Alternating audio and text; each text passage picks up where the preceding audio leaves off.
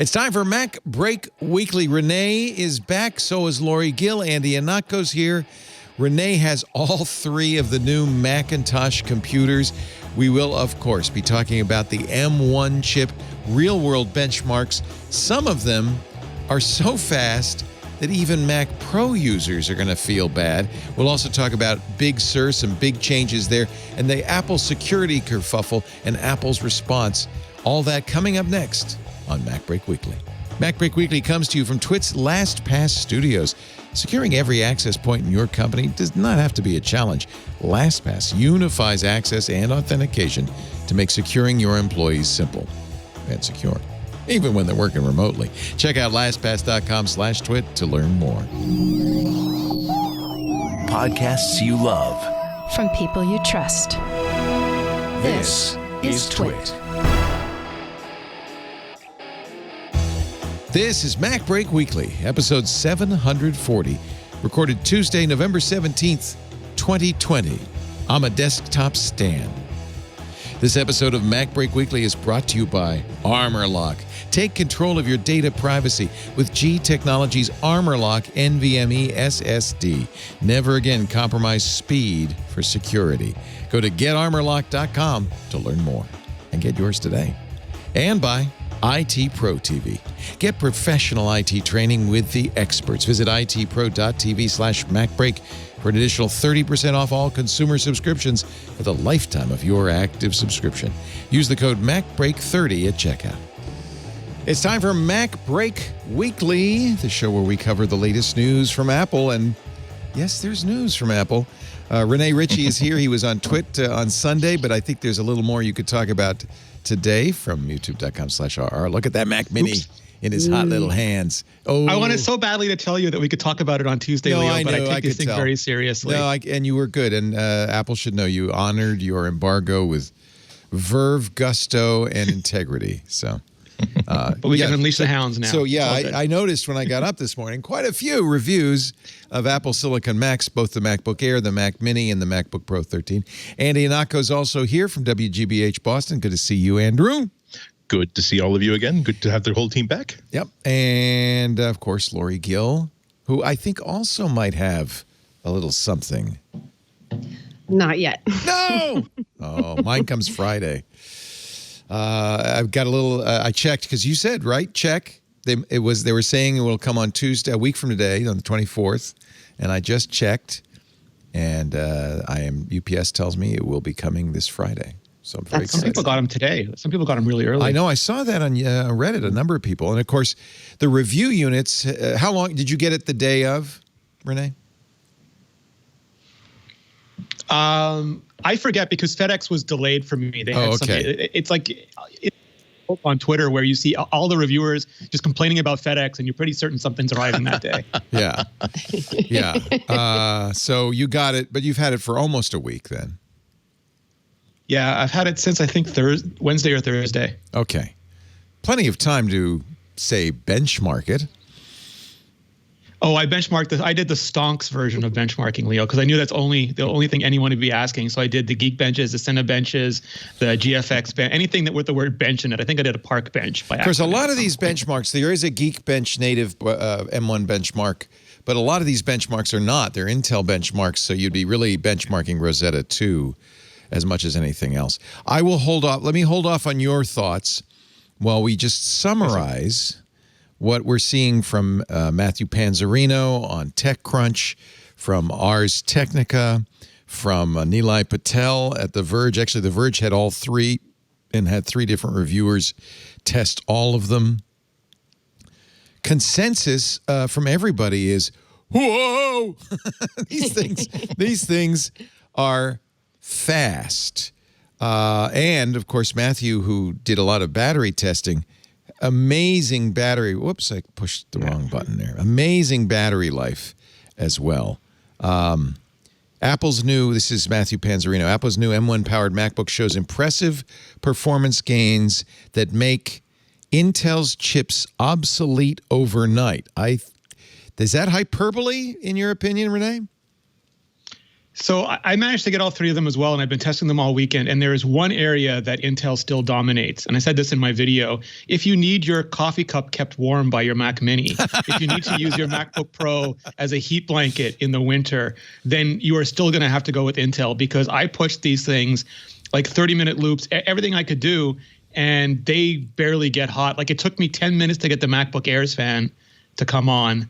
To get the MacBook Air to down ramp and to get the MacBook Pro's fan to even come on. And even then it was whisper quiet, while the Intel Air and the Intel MacBook Pro were gasping for air like they'd been sucked out into space. This animated GIF from Matthew Panzarino kind of tells the story. He is launching in succession each application in his dock. There is zero bouncing.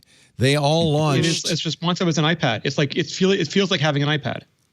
Are these real launches, though? I mean, are they ready to run, or is this one of those tricks where they stop bouncing and they render a screen, but it's not really usable yet? No, it depends on the app. Like Photoshop and Final Cut Pro will still take a few bounces, but it's not like 8 bounces. Like I made this joke, and I thought it was a joke at first. I said like a movie trailer, like imagine a world with no more bouncing. Imagine a world where you're not waiting. Imagine a world without beach balls. It would be beautiful. Yeah. But that's really close to what I did not get a single beach ball. I did not get a stammer, a stutter in Final Cut Pro, did not drop a frame.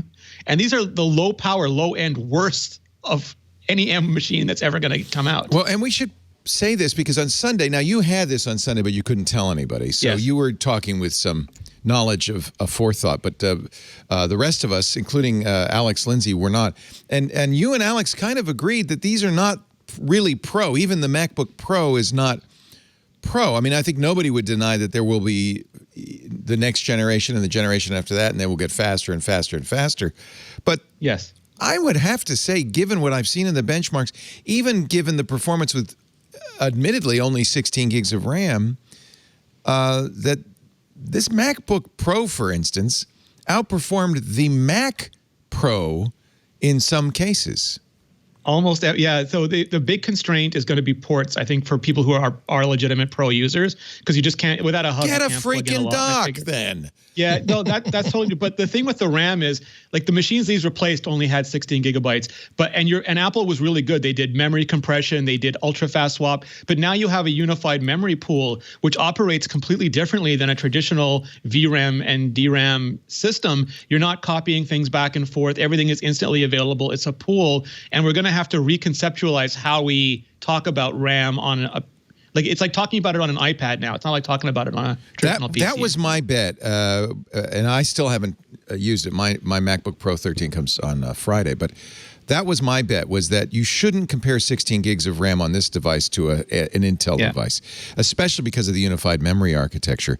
Panzarino even goes so far as to say, I think Apple might phase out the notion of RAM entirely, and you might have some sort of shared storage / RAM, some sort of Optane.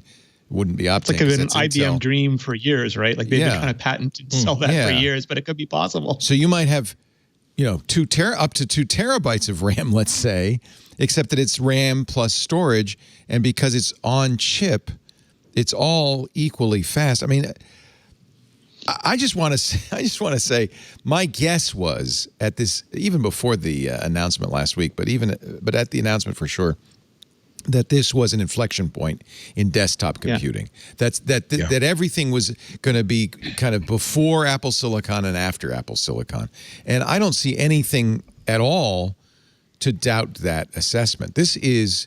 Now, Andy, you pointed out that a number of the Intel fanboys on YouTube and elsewhere, Louis Rossman and people like that, are saying, what is their complaint? A lot of their complaint is that I think they took umbrage at the, hey, this is faster than 98% of all Windows laptops released in the past year. And yeah, that's marketing lingo, but they didn't really focus on the actual performance of this actual thing. They're also complaining about RAM expandability, but they're also complaining about the GPU performance is not going to be as good as a dedicated GPU. Well, wait a minute, because they obviously hadn't benchmarked it yet. Yeah, I mean a lot, but really to sum up, a lot of this really sounds familiar to the first Mac that was released and the first iPad that was released, where they're trying to compare it to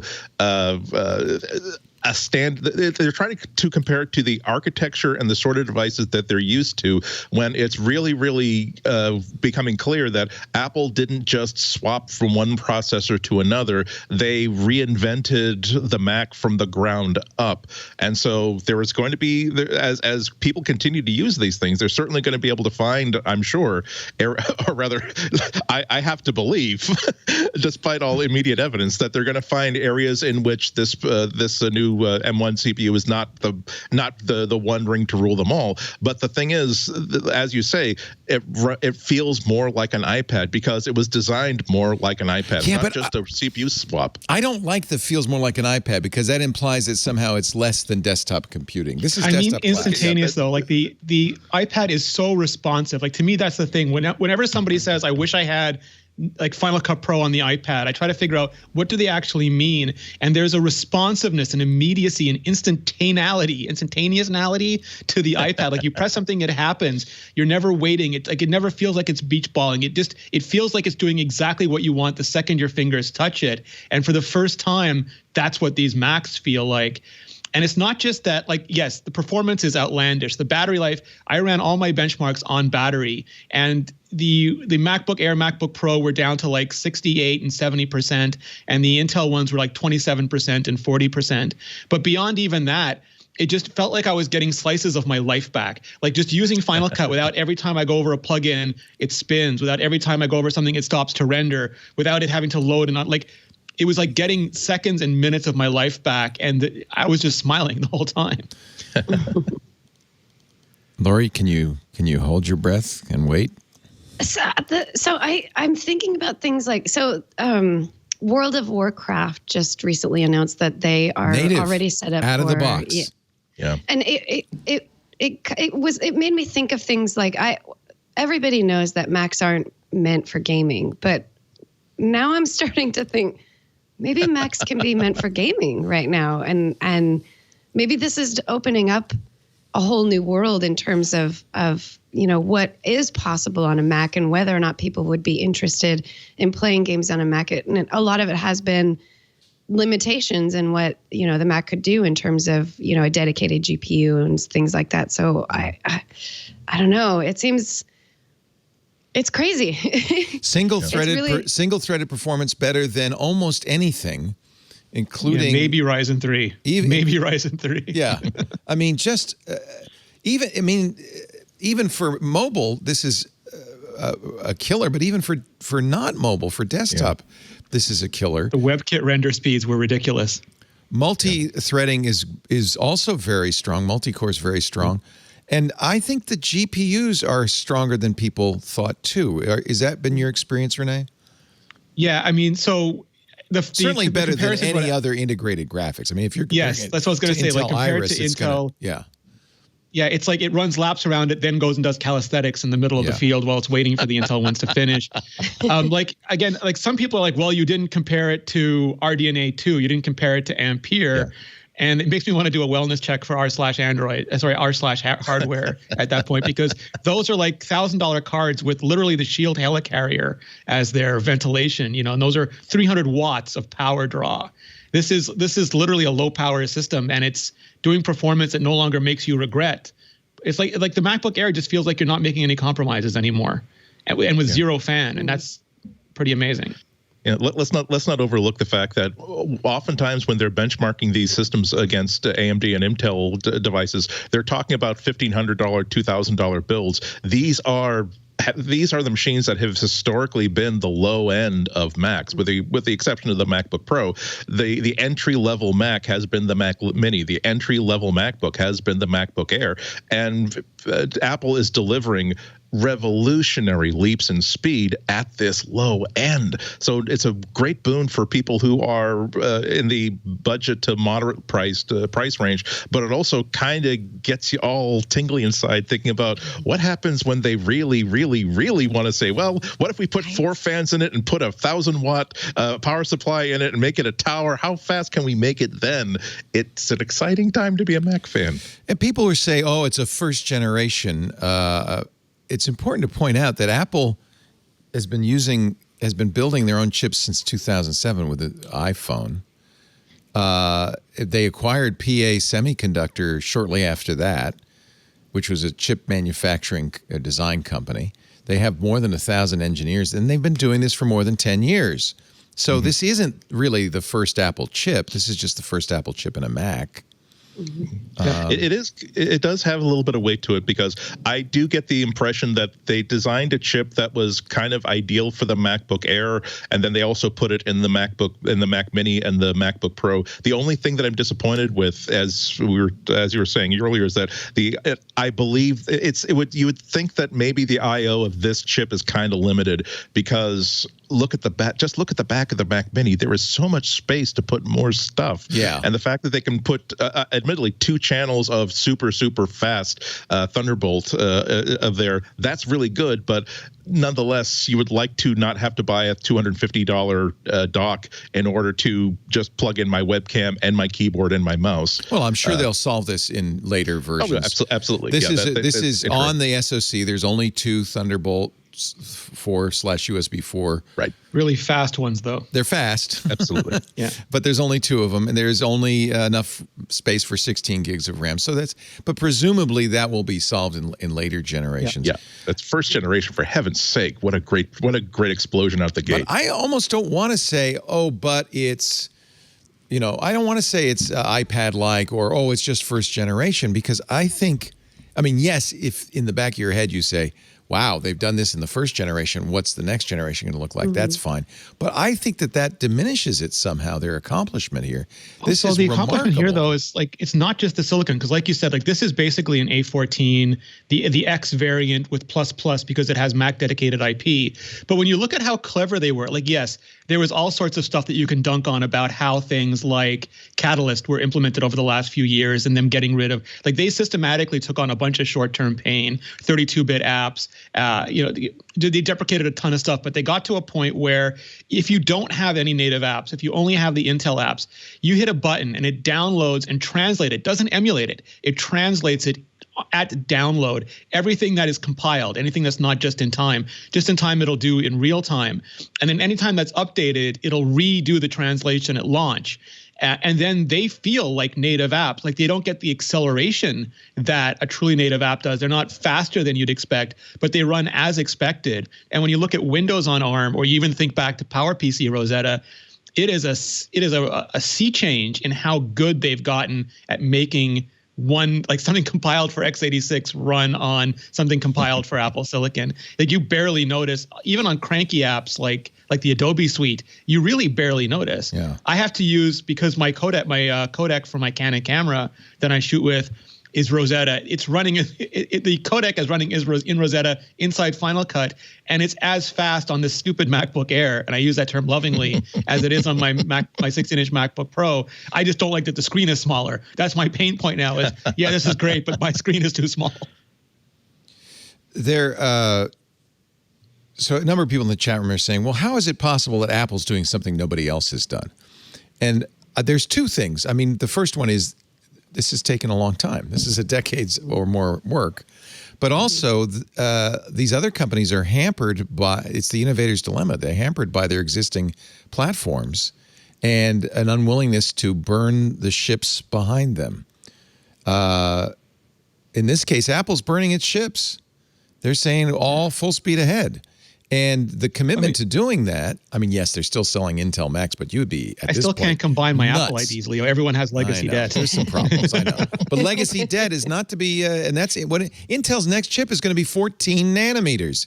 Yes, with more cores and running at a higher voltage. Could you imagine when they went to Apple and said, hey, listen, that iMac you're building, you want to make it look like an iPad? Well, we're going to use a bigger chip with more cores and run it at a higher voltage just so we can say it's got 10% performance improvement. Is that okay with you? Yeah. And then just imagine Tim Cook's face. So I think some people in the PC world are saying, well, okay, but so what? I don't mind. It's plugged in. I don't mind using more power. But there are other advantages to being low power. Yeah, performance. If you're using a laptop, the chances of your i7 or i9 being throttled are very, very high. No one that I've read so far has been able to notice any throttling in these M1 chips at any temperature, right? The Air has no fan, so if you get to about 9-10 minutes, it'll start to ramp down very slowly. You get to about 30 minutes, you get maybe like, I don't know, 5% to 10%. Okay. The MacBook Pro will just turn the fan on almost inaudibly, and it will not down ramp at all. That might be why you want the Pro or the Mini, because you have the active cooling. Eliminates any if you're throttling. doing 10-minute plus workloads, for sure. Right. Are you excited, Lori? Oh my gosh, I'm so excited.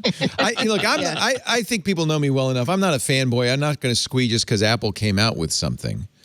But I am a technology fanboy and a desktop computing fanboy, especially a desktop computing fanboy, and I include laptops in that. A stan.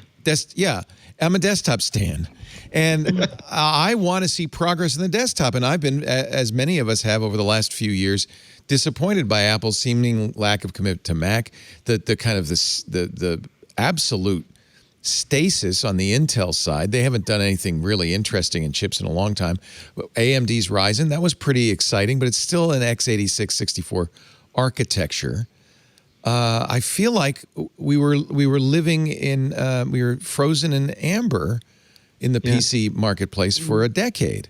And the phones and the tablets took all the spotlight, all the attention, and now finally it's back. Like the Mac is doing it again. It's amazing. I think this from the point of view of somebody who's a desktop stan, this is really, really important. Now, it's bad news for Windows stans and Intel stans because it's Apple only, and I don't see any reason to think that any of these advances will migrate over to the other side, will they? I don't see how they can.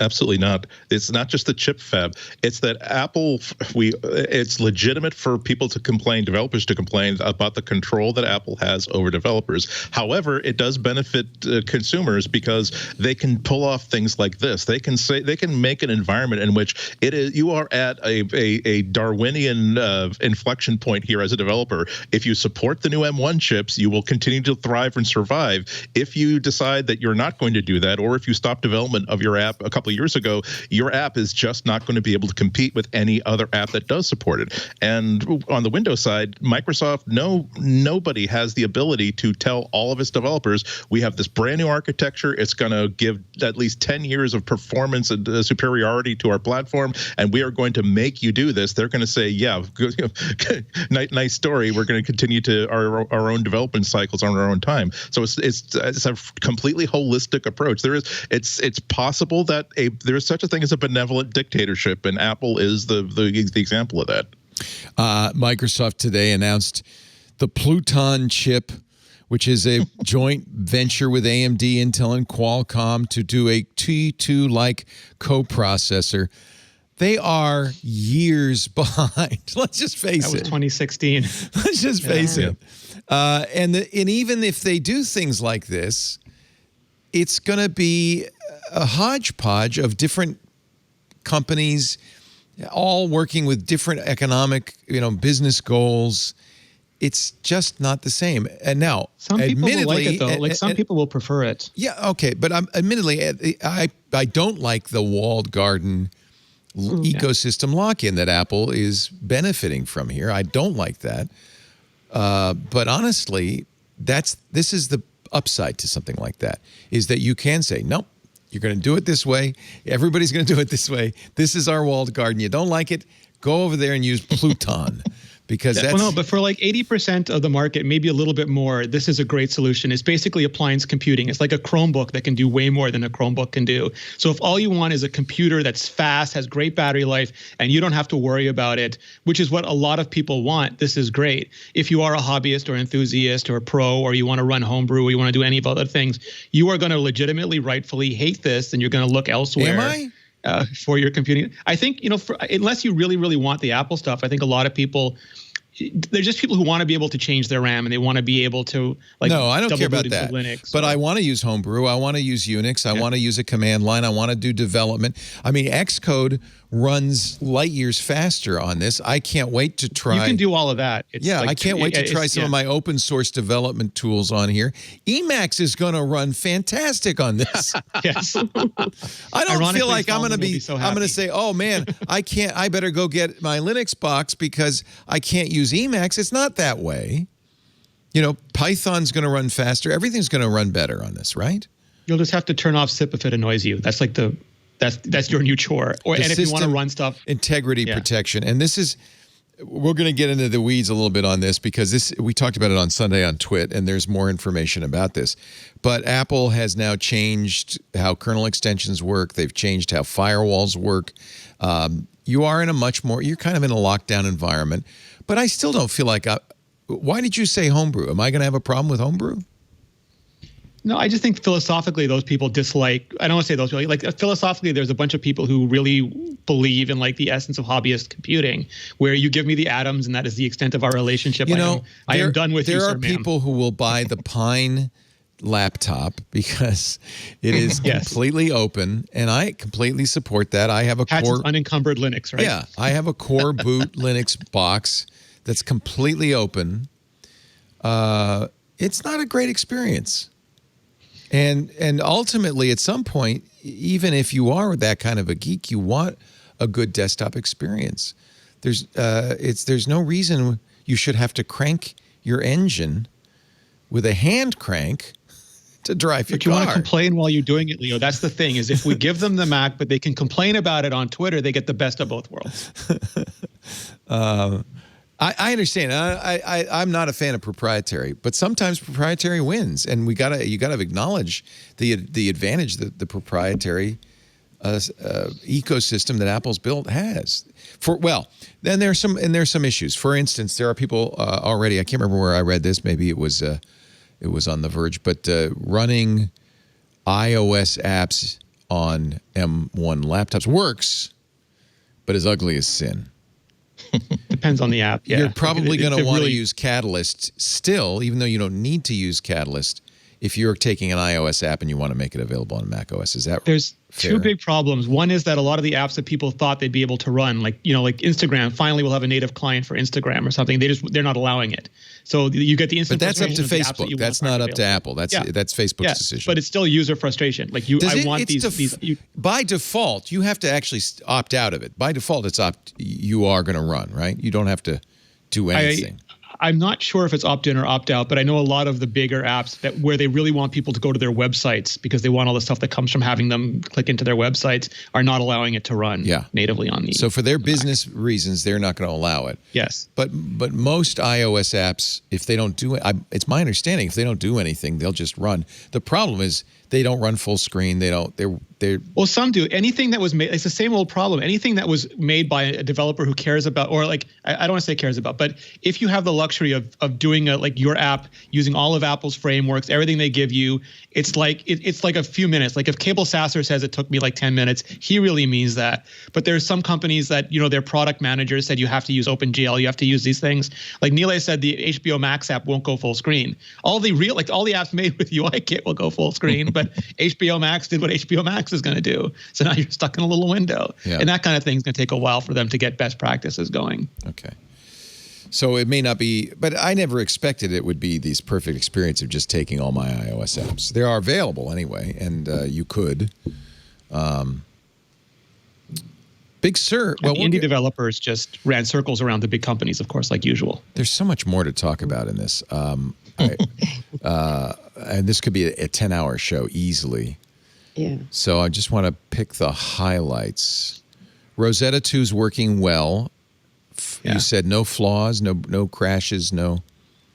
I'm sure there will be. I like everyone uses different apps, and I got a lot of people asking if I could test really niche apps. So I'm guessing that the development houses where they care a lot and they did a lot of good work, they'll run fine. And there might be some stuff that had a bunch of really ugly workarounds at some point that give you trouble. I haven't had any yet. It's been really good. I have to say, it feels like good news that Adobe's already saying Photoshop for M1 native is in beta. That Lightroom is already native. The World of Warcraft is native day one. That's encouraging because it means that developers who want it to run on natively on an M1 can do a universal binary, and it works, right? This is.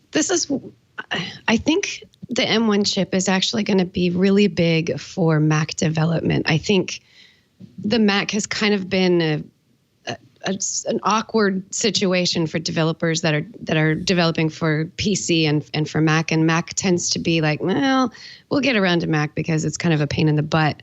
There's companies. It's also a small market share. I mean, it's right. Economically, it may not be sensible to spend time on the Mac platform. Now we're looking at a process that not only will it just be easier, it's from what I understand, it's very easy to make your apps universal, in other words, making them compatible with M1. It's very, very easy to do. And this also is opening up the door in a lot of ways for consumers to want a Mac and therefore want all the apps that run great on PC to also run great on Mac, but also for developers to actually have reasons to want to develop more for Mac and to improve their apps for Mac because the performance is so much better. So it's just going to be better in a lot of situations. I think I think what we're seeing today is a pathway down Mac development becoming as ubiquitous as iPhone and iPad development, and therefore will also become a problem for Apple in the future because they will sort of have a monopoly on apps that are being developed for computers. And there's going to be lots of companies who are feeling like Apple is, taking away their rights and forcing them to do things they don't want to do. But for now, I think we're seeing almost a wild west of development for Mac that it's going to be great, for a couple of years before Mac gets so big that it's a problem. I think for now it's going to be really exciting for developers and for users to have this coming up in the next few years. They're going to leverage the popularity of iOS. I mean, if you're a developer for mobile, you're going to develop for iOS. It's the exact opposite, right? Because iOS is dominant platform and you make more money on iOS than on Android. I think that's why it's so important that you can run iOS apps on Mac and OS because you can't run Windows apps. This fills that gap. Yeah. Well, it also leverages what is a very big and vibrant market of software.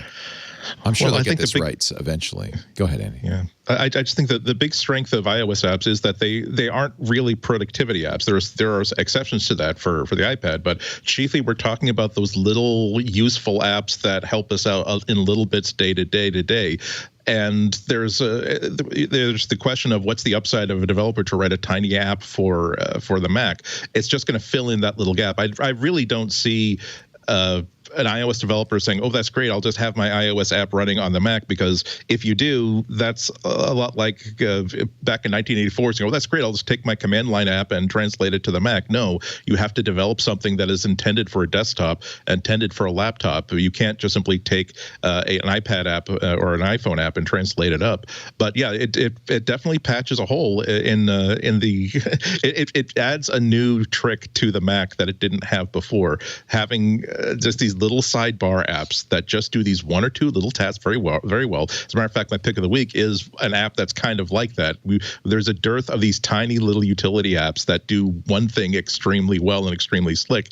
And as we're seeing with this first run of trying to run iOS apps on the Mac desktop, a lot of them, they just don't scale well to a resizable window. They just don't work well when you're trying to replace touches with mouse clicks. But it's not revolutionary, but it's not, and it doesn't take the place of running Intel apps, but that was a perfectly okay thing to trade away for the performance that we're getting. AnonTech, which did a really good, I thought, piece on the M1 when they didn't have an M1, now has a Mac Mini, and they've gone back and confirmed some of their suspicions and done a lot of testing.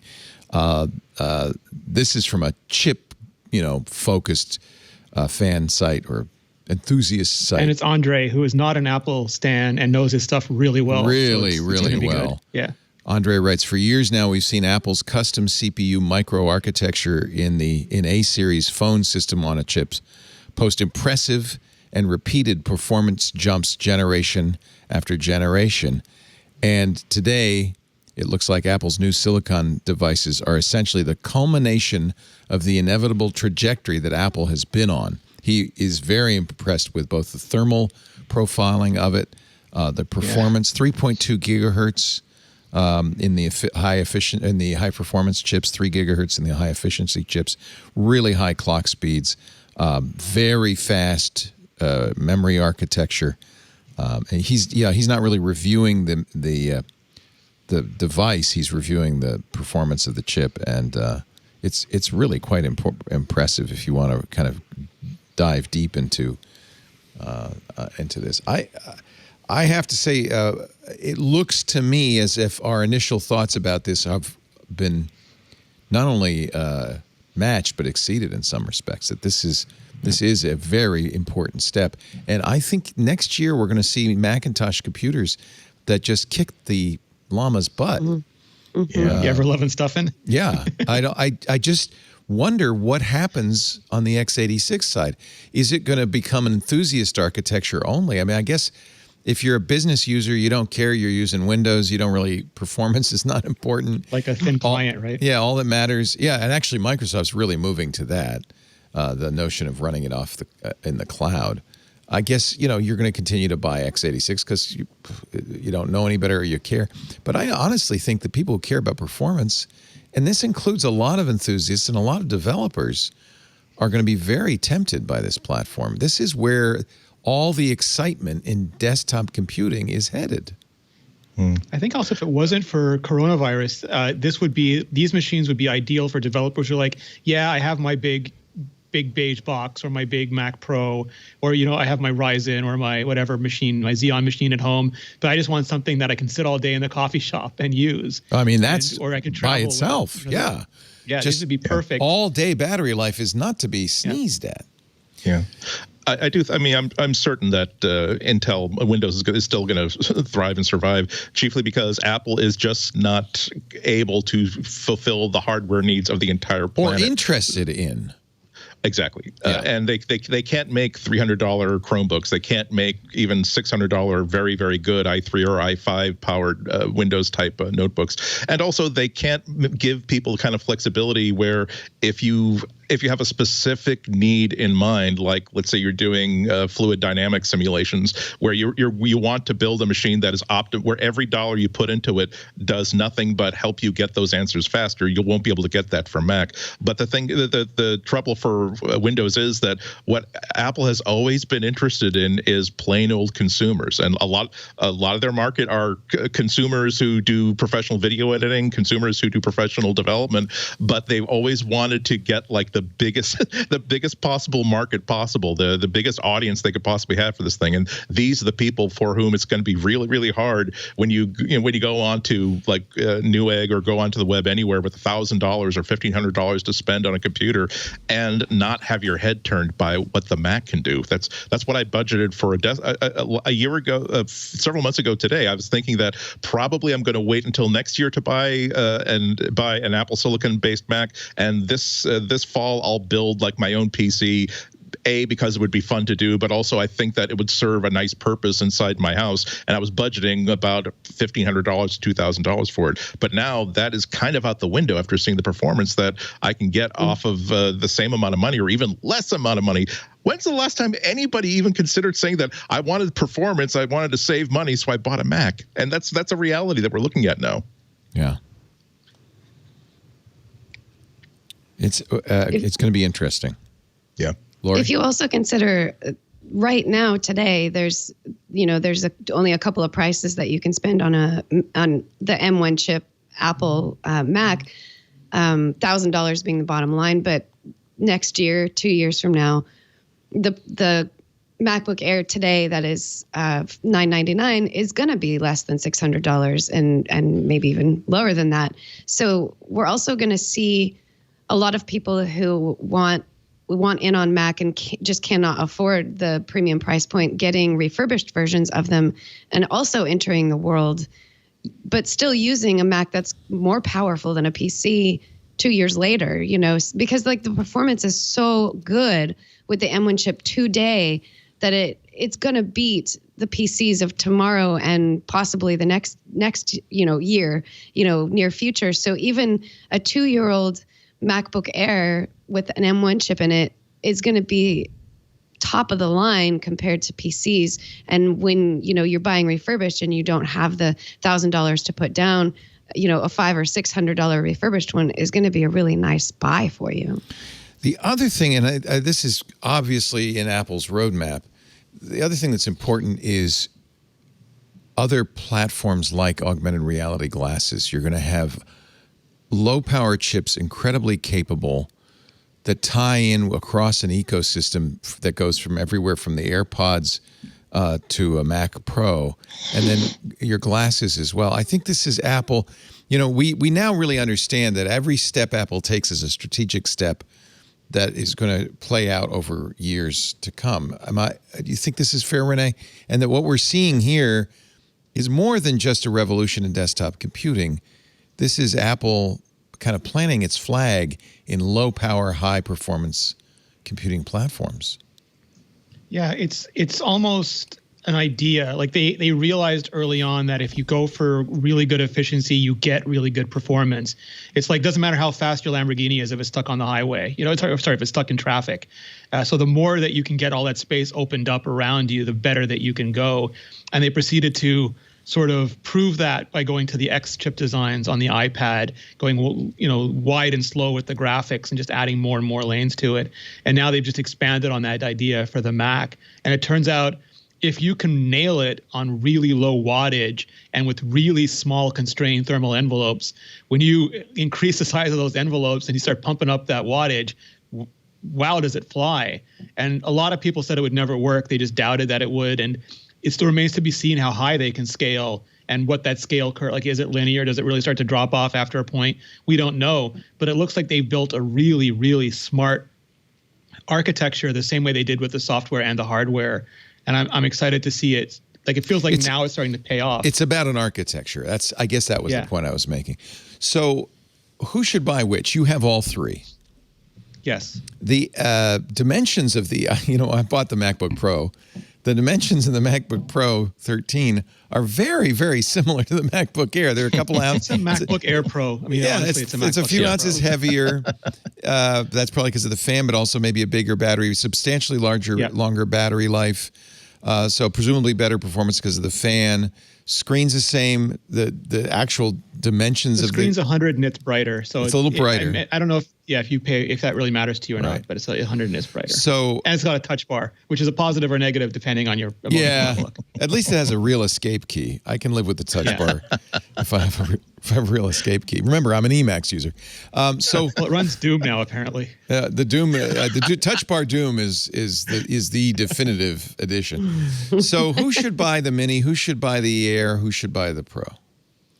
So I would say that your default is just the MacBook Air. If you think you're going to be regularly running workloads that are longer than 10 minutes, or you just need the longer battery, you're really susceptible to that 100 nits, like you really want that brightness, or you just love you some touch bar, then you should go up to the MacBook Air. It's only a few $100s more expensive. It's not vastly more expensive. And it's my point was it's not vastly heavier, nor is it vastly bigger. No, it's actually thinner in its dimensions than the thickest part of the Air, which is really weird. And the fan's not even loud. So but if you hate fans, don't get the Pro, but it's not even that loud. Yeah. And then the Mac Mini, I'm going to just echo what Alex Lindsay said. Like, there is going to be a Mac Mini Pro that has the same chip in it that the higher end MacBook Pros have and that the lower end iMacs have. So if you want a current version of the Intel Mac Mini, wait. But if you just want a small cheap box to throw on a television or a display, or like Alex uses when he puts it as glue in his product, like you just need it to do a transcoding job, like some sort of job in your larger array of devices, then it's $100 cheaper. And wow, does it perform laps around the current Intel version, never mind the older silver version that it's replacing. Well, yeah, Lisa's so unhappy with her year-old MacBook Air. She says, so slow. Can I have your MacBook Air, your 2020 MacBook Air, when you get the new computer? I said, Lisa, let's just get you a new MacBook Air. Lori told Georgia to throw hers in the trash on Friday. It was brilliant. Yeah, let's just get you a new one. And she says, no, we can't afford it right now. I don't want to spend that money. I think your 2020 Air, your last Intel Air, will be fast enough. But I know the minute she starts using that 13-inch MacBook Pro, yeah, she's don't let her say, use yours. Yeah, Like, she's going to say, oh, this is much better. Which one did you buy, Lori? I forgot. Did you get the Air? Oh, I have not bought. Oh, your review myself. units. Oh, okay. Yeah. So here's the thing: is I don't need a new Mac laptop yet, and I think I do. Not because this is the first generation. It's not what you need. It's what you want, Lori. But I want to see what they do next. You're going to wait till next year. Yeah. I think what they're going to do next is going to come soon, and yes. I might end up getting the MacBook Air. But I want to see what they do next before I make that decision. I don't need it right now. So I want to see what kind of other things come of it. So that's why I haven't purchased one yet. Smart. That's smart. Yeah. If you don't need it, waiting. One, though, I would go with the MacBook Air. I would, because I don't need exactly what Renee is talking about. I don't do things that would require ramping up of the processors for more than 10 minutes at a time. So the MacBook Air, considering that it's pretty much just the MacBook Pro without a fan, that's the most sensible. And I'm also much more willing to spend a couple extra $100 to get more RAM than to spend a couple of extra dollars to get the bottom line MacBook Pro. Right. That makes more sense to me. That's sensible. Yeah. Andy? This has really been on my mind for the past week. I mean, I've had my finger over a buy it now button so many times over the past week. Here's my situation. My desktop Mac Mini is like 8 years old. My MacBook is now 5 years old. They're both very, very due for updates. And I am I'm much more eager for these M1s than I thought it would. I thought it would be easy for me to get a loaner for 30 to 60 days. That would like slake my original thirst, and I could wait until next year when they fill out the line a little bit more. And now I'm thinking that I am gravitating towards buying a minimal MacBook Air by the end of the year. And my thinking is that I will definitely buy a Mac Mini, like the next generation of it, when they have more I/O, when they have more ports, or if their rumors are, again, rumors are true, that they're coming out with like a Mac Pro Mini. That would be totally up my alley. The reason why I'm leaning towards the MacBook Air instead of the MacBook Pro is that I'm thinking about when we get back to like normal times, what are the gaps in my hardware? And the single biggest annoyance I have in hardware is that the number of times where I have to be in New York for 2 or 3 days for a meeting, I have to do a podcast of some kind, whether it's MacBreak or some other thing, particularly if it requires video, and I have to bring a lot of I can't just bring my iPad with me. I can't just bring my little Chromebook with me. And for me, the MacBook Air would cover that, even in 2021, 2022, when there are much better M1 Macs out there. This would cover that line of I only need a real laptop for this one thing. Let me give me the latest, longest battery life thing I can possibly get. And I'm also curious to see how good is this thing going to be with minimal arrangement. For $1,000, that is right in the sweet spot of a laptop purchase for me. But again, I can't get over the fact that I was all gung ho about saying, but wouldn't it be nice to have a tower PC where when you want to upgrade the CPU in 2 or 3 years, you just upgrade the CPU, or you don't have to throw the entire thing out every 5 or 6 years or find a new use for it. And now it's like, oh, but it seems like spending $60,000 on a gas powered car right now, when you know that in 5, 6, 7 years, it's just not going to be there's so much more interesting things happening in electrics these days. Right now, all the really interesting things, even besides performance, are happening with the M1 chip on the Mac these days. That's a really good point. Devendra Hardawar writes in Engadget, one thing is clear now with the M1 chip, Apple finally has a way to truly differentiate Macs from Windows PCs. Yeah. Now there's more of a reason to opt for a Mac beyond a slightly different OS and Apple's excellent build quality. The M1 chip makes the MacBook Air one of the fastest ultra portables you can buy today, and even the biggest Windows fans will have a hard time denying that. Actually, they aren't having a hard time. They deny it anyway. Devendra's an optimist, but I think that's really that's a very I think a very apt analogy. Andy, it's like an internal combustion engine, and we're going electric. It's time to look to the future, and Apple really seems to have, by the way, unfortunately, seems to have a lock on the future. I'd love to see M1 based Windows machines. I'd love to put Linux on this. I don't think I'm going to be able to. I think it's just. But it was a wake up for Qualcomm. Like when Apple went 64-bit and Qualcomm was trying to milk 32-bit for all it was worth. At first, you had they went through the 5 stages. At first, there was denial, doubt, anger, but eventually they got through it to acceptance. They started making way better Qualcomm. I firmly believe Qualcomm is better today, and we have better Qualcomm. Competition's phones always today good. That's because, right. Yeah, Absolutely. because That's Apple right. entered that market, and these aren't dumb. Like Intel, I'm going to say these aren't dumb companies. Intel is just severely hurting right now in so many different metrics.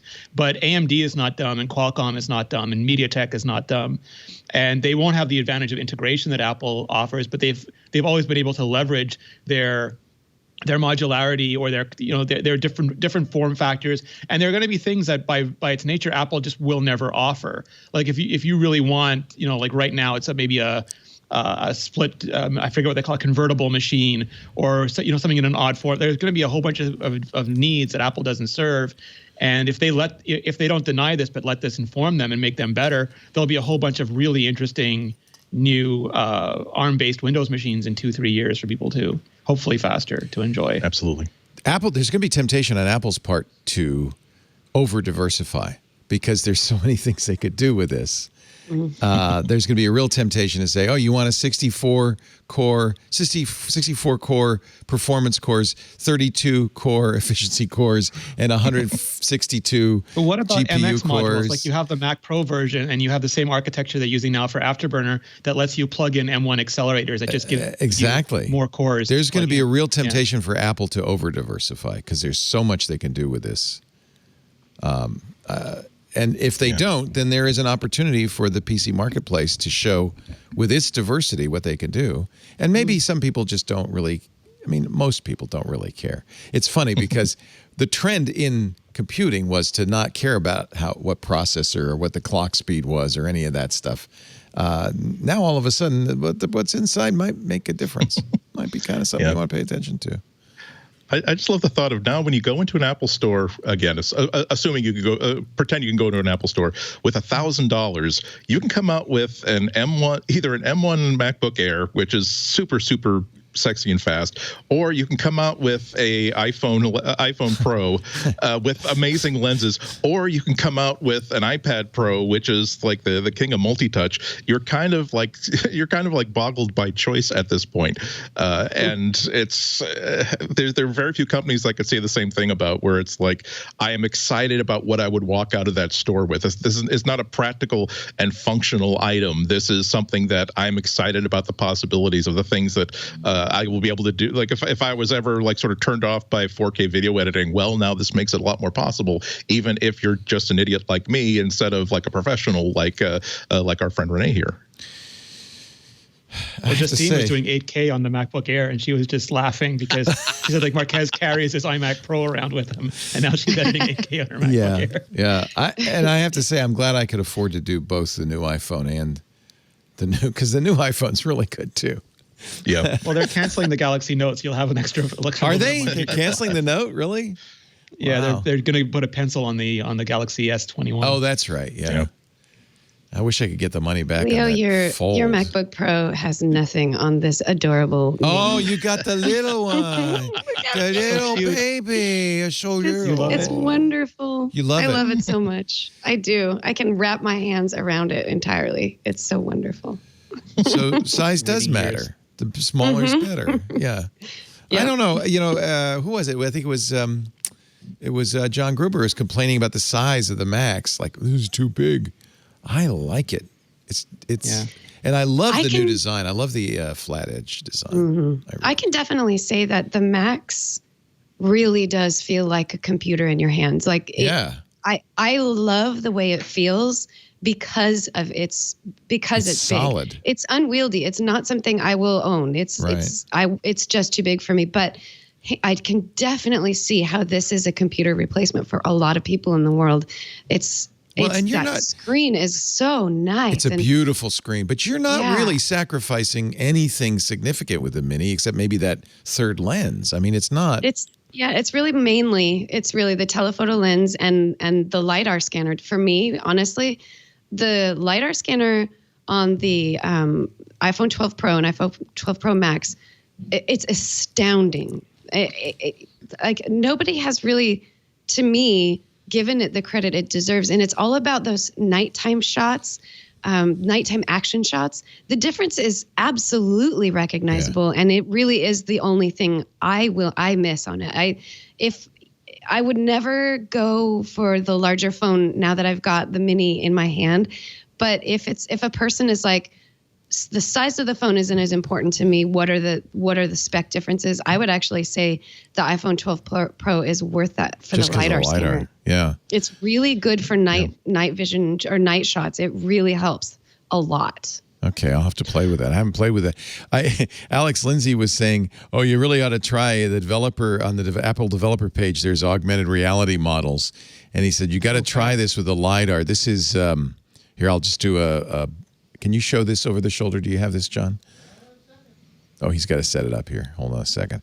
So if these are USDZ models, this Apple focused 3D model. But if I hit this and I aim it at a flat surface, that's going to be the. I could AirPlay it, but I think you want to see it. So I guess it's decided that the Surface Studio is flat enough. It really does. It does an amazing job of gluing to the surface, the surface of the surface, because of the Lidar. I mean, it placed that. You saw how quickly it placed that. Places it really quickly and accurately. So I don't know if this is just a gimmick, frankly. Yeah, and that's the thing is right now, AR, the Lidar scanner being used for AR, I would say that's not worth it for that specifically. No. It's just not like AR is just not really consumer usable right now. It will be someday, but right now it's just not really, it's not there yet. But when it comes to the use of the Lidar scanner with the camera at nighttime, I think there really is a difference there that people can see and will be impressed with. Yeah. Yeah, that's pretty amazing. I'm just surprised we haven't seen a resurgence in QuickTime VR. Remember how exciting it was when all the photos. Days, but it was pretty exciting to say here is just an environment and you can scroll around and look up, down, left, right, zoom in, zoom out. One of the things that's been so intriguing to me about people who've gotten their new Pros is just all the 3D models I've been seeing of. I just took a 3D scan of my room with a Lidar, and it's just such an interesting new trick that you didn't have before in terms of not only for actual productive useful things like again getting measurements of a room, being able to share spaces, but also just recording moments of your life. I would love to see this turn into an actual thing, an actual set of tools, an actual set of social media tools that here, I want to, you can't come visit my house, Grandma, but here is a virtual reality space that you can simply navigate in 3D and walk through. Yeah. Speaking of cameras, Renee, just real quickly, that 720p camera, is it improved by all of the image processing and... So I want to say this as politely as I can. Like, it's still garbage in, but it's like nicely made up garbage out. Like, it's still not impressive. It's still constrained by the size of the lid. It's still 720p. Boy, do those 720p pixels look better, but it's still like, it just doesn't have the information to make a really great looking camera experience. Yeah. Yeah. All right. And just to be fair, I did check. I did check things out, and so many of the top tier Windows laptops, like Lenovo's, X1 Carbon, they also have 720 cameras. So it doesn't put a Band-Aid on our hurt feelings, but still, Apple shouldn't be particularly dinged for this. It probably has to do with the form factor. The Surface cameras are awful on Microsoft's laptops. What? I saw a tweet from Marco Arment where everyone was praising him for how well Overcast works on the Mac, and he said, "Never have I earned so much praise for simply not pressing the does not work with Mac." So it is opt-out. That's awesome. Here from, this is, I think, 9 to 5 Mac, a video of launching every default app on the MacBook Air with Apple Silicon at the same time. Just watch how fast this is. Wow, geez Louise. Holy moly. Is this the MacBook Air or MacBook Pro? This is the Air. That's incredible. Yeah. Launched everything. This is like when you get a new chainsaw for the first time, and all you want to do is see what it'll cut next. Yeah, just cut them down. Just cut things down. And the silly thing is, like, for anything like this, anything under 10 minutes, it doesn't matter. All three work exactly the same. You can just choose like the niceties that you want on top of it at this point. Actually, correction. Fan, okay. That is from a Mac Rumors forum member, iChan, who did that on his new or her new MacBook Air. As long as you're spending money, can I suggest a little something from G Technology? This is our sponsor for the show today, and this is fantastic. This is the new Armor Lock. I don't know. I guess I'm doing my pick of the week a little bit early. This is a cryptographically secure external drive that's super fast and super convenient. It's inside an NVMe SSD running, it's a USB 3.2, so it's running at 10 gigabits per second. But it is fully encrypted with 256-bit AES XTS hardware encryption. And I want to show you how you unlock it, because perhaps you've seen these before. And I hated, I've had other so-called encrypted USB and third-party external drives where you had to install a kernel extension. That's not going to fly. This needs nothing. In fact, I'm going to hook this up onto my Windows machine. I have it formatted exFAT so I can run it on Windows or Mac. But you notice, I don't know, can you see that? It's locked. It has the yellow locked indicator on it. And then I'm going to show you how easy it is to unlock the Armor Lock. I'm going to use the Armor Lock app here on my iPhone. It's going to use Bluetooth LE to see the device. So now it sees it. And watch this. Tap to unlock, and it's going to use Face ID or fingerprint. It's going to use biometrics. And now this lock goes to unlocked. Now this is a standard drive that I can use. I can copy everything onto it. In fact, I do. This is where I keep all my most valuable documents. It's my secure enclave that I can carry with me. All my .dot files, my PGP keys, everything's my LastPass password. Everything's on here, but it's secure. If you're a videographer and you're mailing hard drives, you know how risky that feels. Sending your new movie out. With Armor Lock, you've got an external drive. It's robust as heck. This thing is tough. IP67 dust and water resistant, ultra rugged. You can mail that in the mail and be completely confident that no one will get into this, because what's cool about the Armor Lock app is you can actually authorize other users. So you can say, okay, I'm going to let Joe unlock this, and I can revoke that as well. You don't need to remember passwords. You don't need to install software. You just open the Armor Lock app on your phone or your Mac, tap the button to unlock, and off you go. This is the way to do an external drive and never worry about that data getting into the wrong hands. It uses the biometric authentication you already have set up on your phone. You saw how easy it was, how frictionless. It's very easy to set up a new drive anytime. If for some reason I want to give this to somebody else, they can wipe the drive and set it up, start it all by themselves. There's no weird thing they have to do to unlock it. They just don't get any of the data on it. They have to start fresh. And of course, ArmorLock and G Technology manufacture their own flash technology and their own SSDs. So this is built from the ground up with high quality components. Maybe one of the reasons they just won the Consumer Innovation Award at the Flash Memory Summit.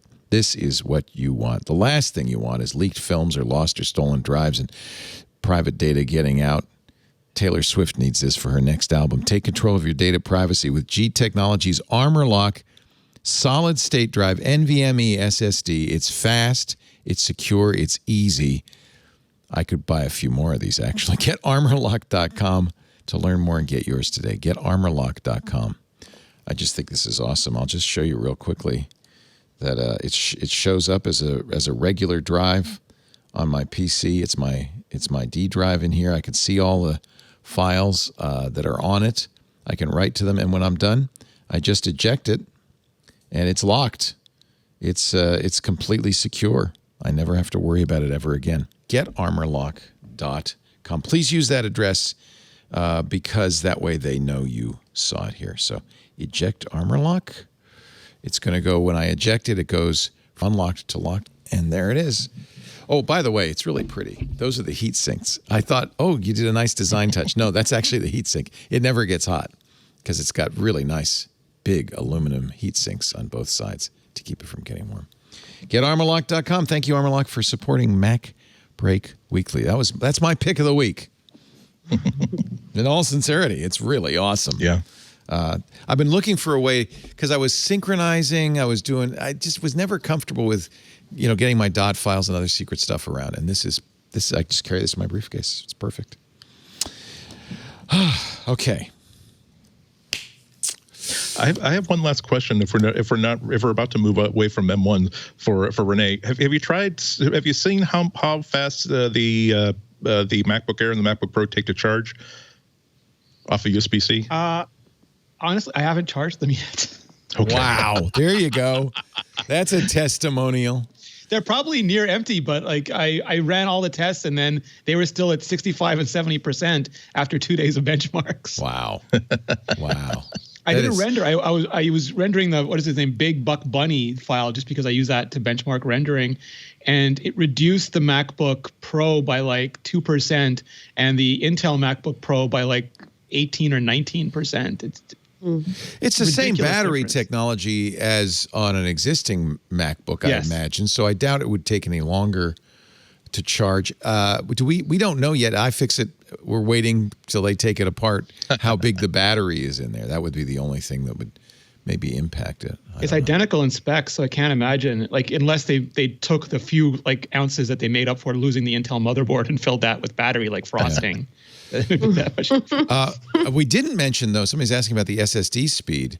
The speed is roughly twice. Apple said twice as fast, and the Blackmagic Air is twice as fast. Yeah, the Blackmagic benchmarks are very, very, very quick, right?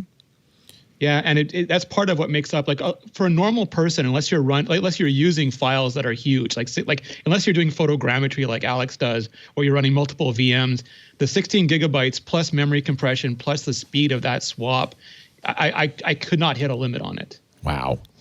Anthony Nielsen's going to send me one of his extra big motion projects, and he's going to test it on he has my old i9 16-inch. I have an iMac Pro with Xeons in it, and then I'll have the MacBook Pro. We're going to get some speed comparisons. Well, we have a video of you both carrying them outside the Twit studios and throwing them in the trash. Yeah, really. I just think it's going to be really. We want to do. Geekbench only goes so far to tell you anything. I mean, it's good for comparing apples to apples, I guess. But I really think it's the real world performance. Things like just watching all those apps launch. That's what you really care about. Yeah.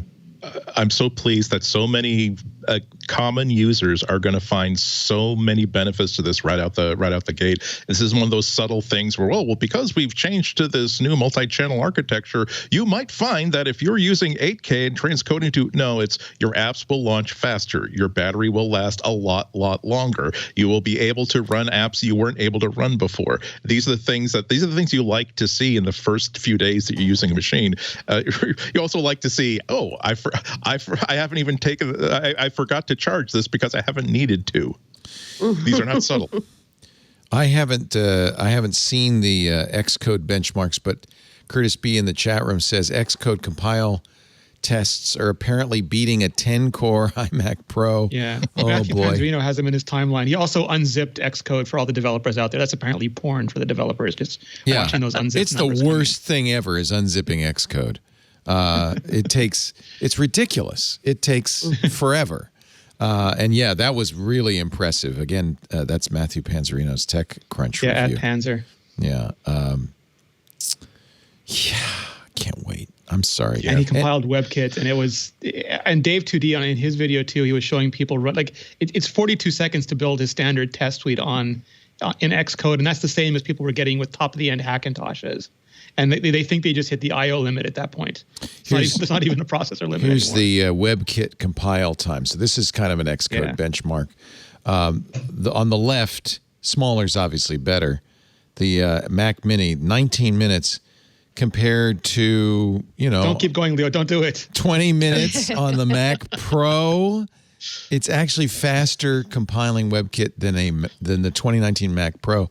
And this is exactly what I was saying to people who said, well, you're going to want to still get that Intel for all the, raw performance or whatevs. You need to really want all those Xeon. Like, you need to have a specific reason to have that many specifically Xeon cores at this point. I have that 10-core iMac Pro I bought a few years ago on your recommendation, Renee, and I loved it. Which you might as well throw in the garbage. But right now I'm figuring it's not going to be. It's not going to be. The display is nice. It's a nice display. It's got a space gray keyboard. Leo, I look forward to your comparison between the iMac Pro and the MacBook Pro 13-inch. I mean, they should not be comparable, but it actually sounds like there's reasons to make comparisons between them. I can't wait to hear what you think about the differences between the two. Matthew was getting a little bit faster speeds. Some big difference with the Mac Mini than with the MacBook Pro for some reason.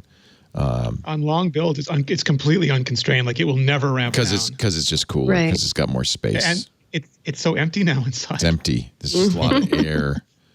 You should be able to store mints in there. Just make use of that space. Yeah, if the Mac Mini box was easy to open and access, and you could just put a little vase of flowers inside. Here is the we all have a dream Xcode. that it'll be Apple TV size one day. Because I want to get the developers aroused. Here's the Xcode unzip time. Mac Pro, 10 minutes and 19 seconds. Mac Mini M1, 5 minutes and 5 seconds. Twice as fast as a Mac Pro. That's not just Mac Mini. That's the MacBook Air, too. The Air is 5 minutes, 5 seconds. Put on some Barry White when you talk like this, Leo, please. Baby. Your Mac Pro that unzips Xcode in 10 minutes. My MacBook Air is going to do it twice as fast. Yeah, baby. I was talking to you late night. Yeah, baby. You want to know about M1 after hours. Real performance. Wow. It's ridiculous. Now that's a function also of drive speed, I would guess, because isn't it disk bound, or I don't know, is it CPU bound? Well, the Mac Pro's drives are super fast. That's true. Can't be that. Lori's going to make you throw out everything. Oh, baby. Yep. Just throw it all in the garbage. Make room.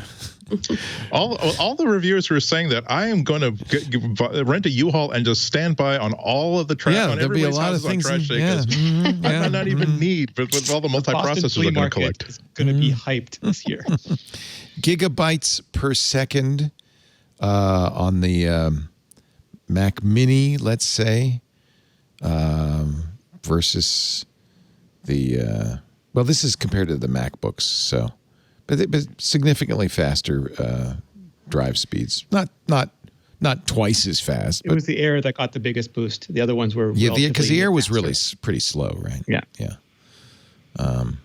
Here's the crappy camera. Although it's the same crappy camera on both the 16 and the MacBook Pro, but you could see that at least the processing is making it look color-wise a little bit better. It makes it look like he's less sleepy. He's not so purple. Okay. Just the ability to sense that, oh, maybe the reason why there's a blue cast on this person's face is because his face is right next to an LCD screen. And why don't we just correct that? Yeah. That is good. Pretty exciting. And it's twice the battery life for WebEx or for web conferencing in general, which is great for people to do what we do. Oh, I don't want to do Zoom for twice as long. That's for sure. No, but we do Skype, Leo. And so if you want to go wireless for the next few weeks of Twit, you could do it. I guess I could.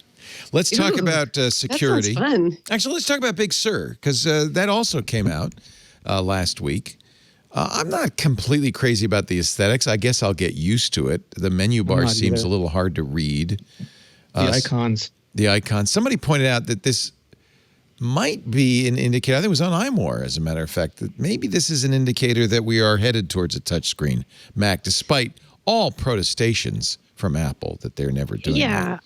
I don't think that that's true. I don't think we are heading to, just because there's more room in the touch bar, or sorry, I just said touch bar, in the menu bar. I think that it's more to get us in line with all of Apple devices and what all of the Apple devices look like. Yes. It's not to train you it's not evidence that there's all this room because your finger's going to be tapping on things.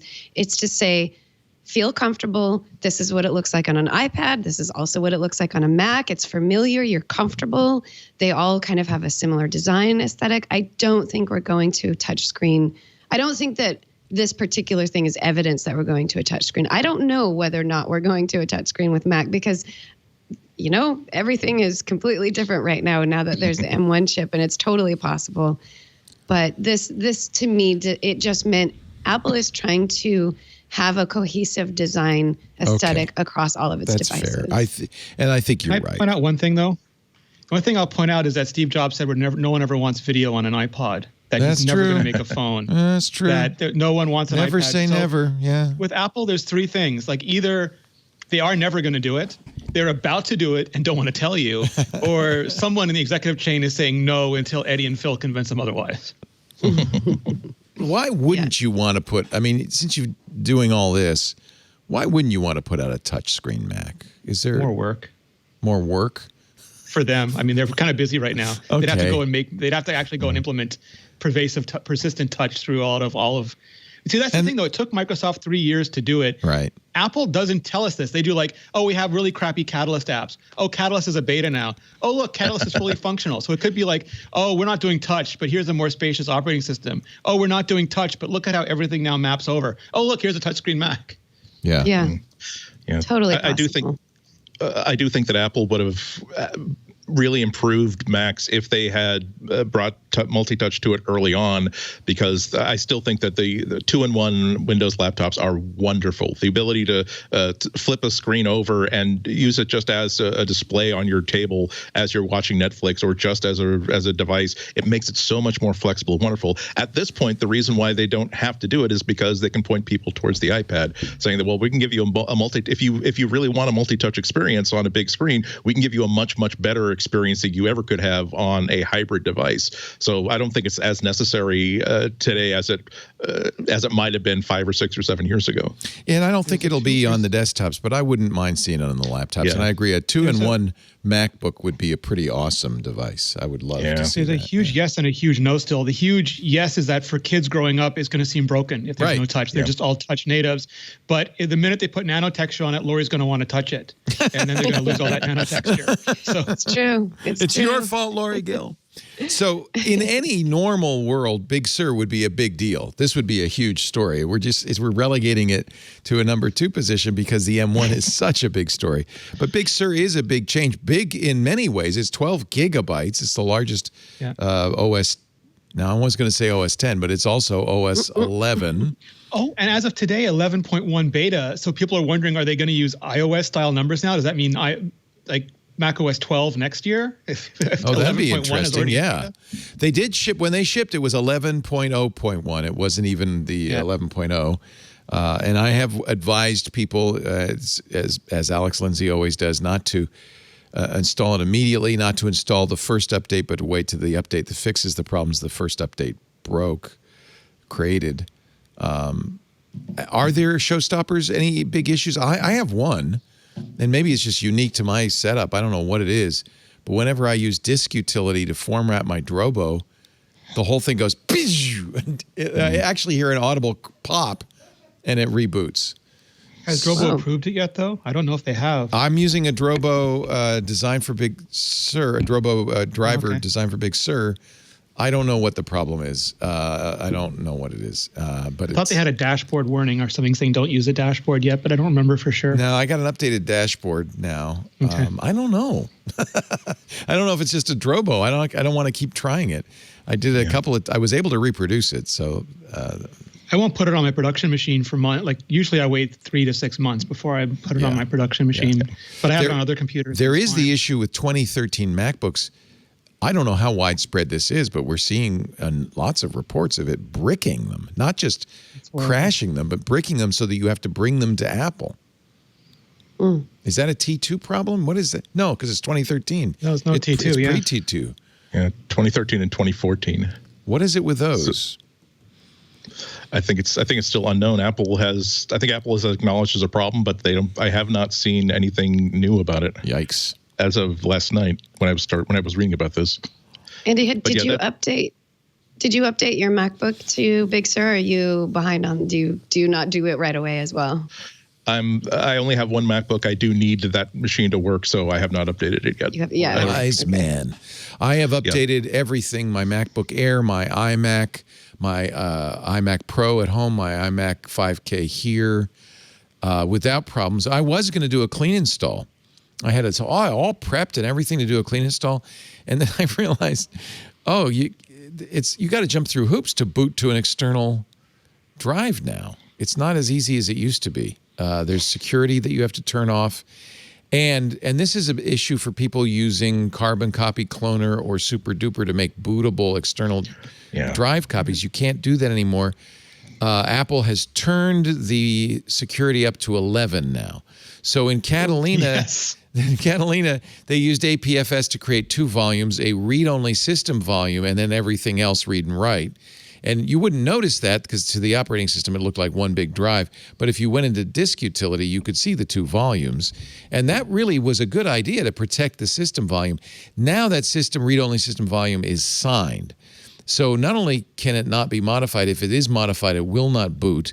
If it's not signed, it will not boot. So if you use Carbon Copy Cloner to make a bootable external drive, you will have a drive with all the right files on it, but it won't be signed by Apple. So the Mac will decline to boot from it. So the fix, Mike Bombich at Carbon Copy Cloner says the fix is to install Big Sur onto your bootable backup. And then in the installation process, it will sign it and you'll be able to boot from it. I'm sure there will be some workaround at some point. But as of now, these are things. This, though, is probably a good move because it makes it more secure. It is now like a Chromebook where you can't run a modified operating system on that Mac.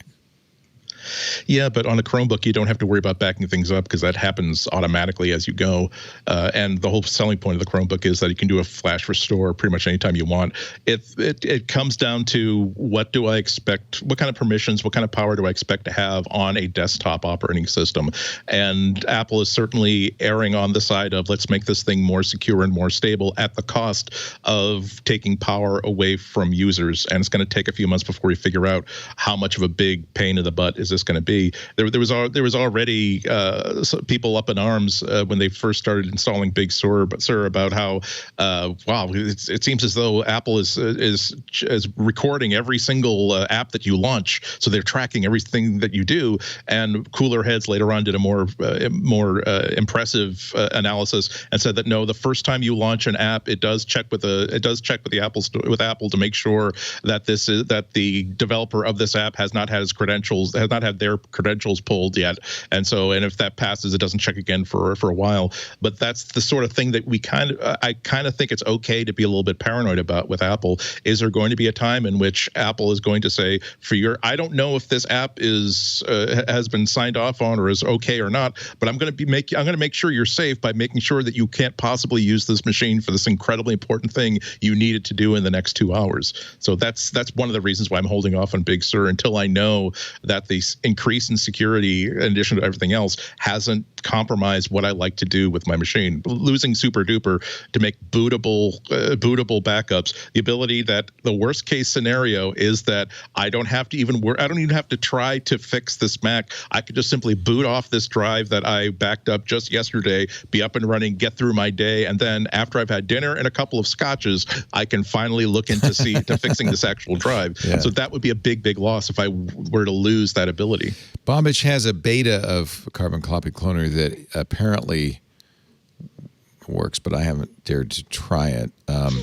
He says he thinks he will be able to use Apple Software Restore, ASR, to which is a utility Apple uses to create the system image to do this. So if he can, then that would solve it. I don't know what SuperDuper is doing for this, but I agree with you. That's an important thing. And yet there's a huge security gain here. You know, I mean, it's annoying for me because I had like 4 or 5 Macs I wanted to update. Yeah. I wanted to download it once and go around. And so were you ever like, able to get that working, or what did you do? No. Like I looked it up and I looked at the process. I'm like, I'm way too lazy to do any of this. Yeah, I gave up. I'm just going to press that download button. I have unlimited internet. What do I care? Yeah, and as it turned out, the download really went well. And in effect, you are getting a clean install because it's completely replacing the system partition with a new system, right? It's not. I was also worried about microcode because like they do, like when the App Store, people get upset now that the App Store doesn't clone over from their old device, but they're literally downloading bitcode versions specific for the processor that you're running on. And I don't know if Big Sur is doing that now because suddenly we have Apple Silicon processors. And is it going to be doing like special bits for the exact installation I have? And I'm just like, okay, I used to have a manual car. I have an automatic car now. If I need to, I'll put it in neutral and push, but I'm just gonna hit the accelerator right now. Let go and let Apple. That's the advice. Apple and Elon, they can send me to Mars and give me a MacBook to run on it. Let them. So yeah, because I have this bad, I guess bad habit of wanting to do clean installs from time to time. But I think I'm just going to have to give that up, right? When you get a new machine, that's what I do now. When I get a new machine, I start it off fresh, and then I just add stuff back as I need it. And that seems to keep me just a little bit ahead of bit rot. That's all I want to do is to stay ahead of bit rot, and I'll be fine. Yeah, actually, with this new MacBook Pro, I mean, it's a clean install. And you're saying instead of doing the software restore from your old Mac, just install everything natively and start over. That's probably what I'll do. That's actually where the armor lock's going to be. So much is on Dropbox. So much just syncs through iCloud and Google and stuff now. Anyway, I get to like 80% of everything just by logging into the right accounts now. I used to put all my stuff in the cloud, but now that's what the armor lock is useful for. This is going to be this is the documents folder. This is all the local stuff, and it won't care what computer it's attached to anyway. It'll just work. I'll just copy that over. So I'm actually, I think this is going to be my clean install. Just buy a new computer. What's wrong with that? LastPass will let you log into everything. So if you need something, you can go get it. I don't think it'll be too painful. Amazing. Yeah, I don't think it'll be too bad. Now there is, and this is an evolving story. So I think there's even more since I read up on this morning. There is a new framework for firewalls. You can no longer do a kernel extension in Big Sur. We knew that was coming. The kernel extensions would be kind of deprecated. And Patrick Wardle of Objective-C and others are complaining because it looks like Apple's own apps don't use the network extension that firewalls are using. So they effectively bypass firewalls. Is that still true? This was true yesterday. I think there was the thing that Andy mentioned. I think when Big Sur had those problems, it exposed how Apple is running the gatekeeper functionality. And I think a lot of people applied malice to it, but I think there was really just some bad architecture decisions, like the ability for it to fail in a way that took down all of these processes. That needs to be fixed. And I think it's a huge transplant moving the kernel extensions out of kernel space and into user land. And I think there's just things that they haven't finished or things that they didn't think all the way through. And they've already announced that they're making some changes over the course of the next year. People got upset because they said over the course of the next year, but you never know what you're going to break. When you're messing with this kind of stuff, you don't want to rush it and break things. Go, oh no, we never realized there was this dependency. So I imagine it'll be faster, but they're going to let you switch a bunch of stuff off. Originally, I was saying, if you're serious about this stuff, you're just going to do this on the router or the server anyway. But people pointed out in a world after COVID, people will travel again, and you just want your computer safe no matter where you are. And that's totally fair. So my guess is that Apple is going to re-architect this to make sure that everything that you want is going through the place that you know it's going through. There were, of course, some real concerns about the OCSP failure, the failure of the certificate server, it wasn't a failure, the slowdown of the certificate server on Big Sur Day last week. And a lot of people saw slowdowns on their Mac. I did not, but apparently if you were launching an app that hadn't checked its certification or its notarization, the slow server was really slowing that down. There was a lot of FUD about that, Apple's sending a hash about every app you use. That's not the case. They're checking the certificate and they're checking the notarization.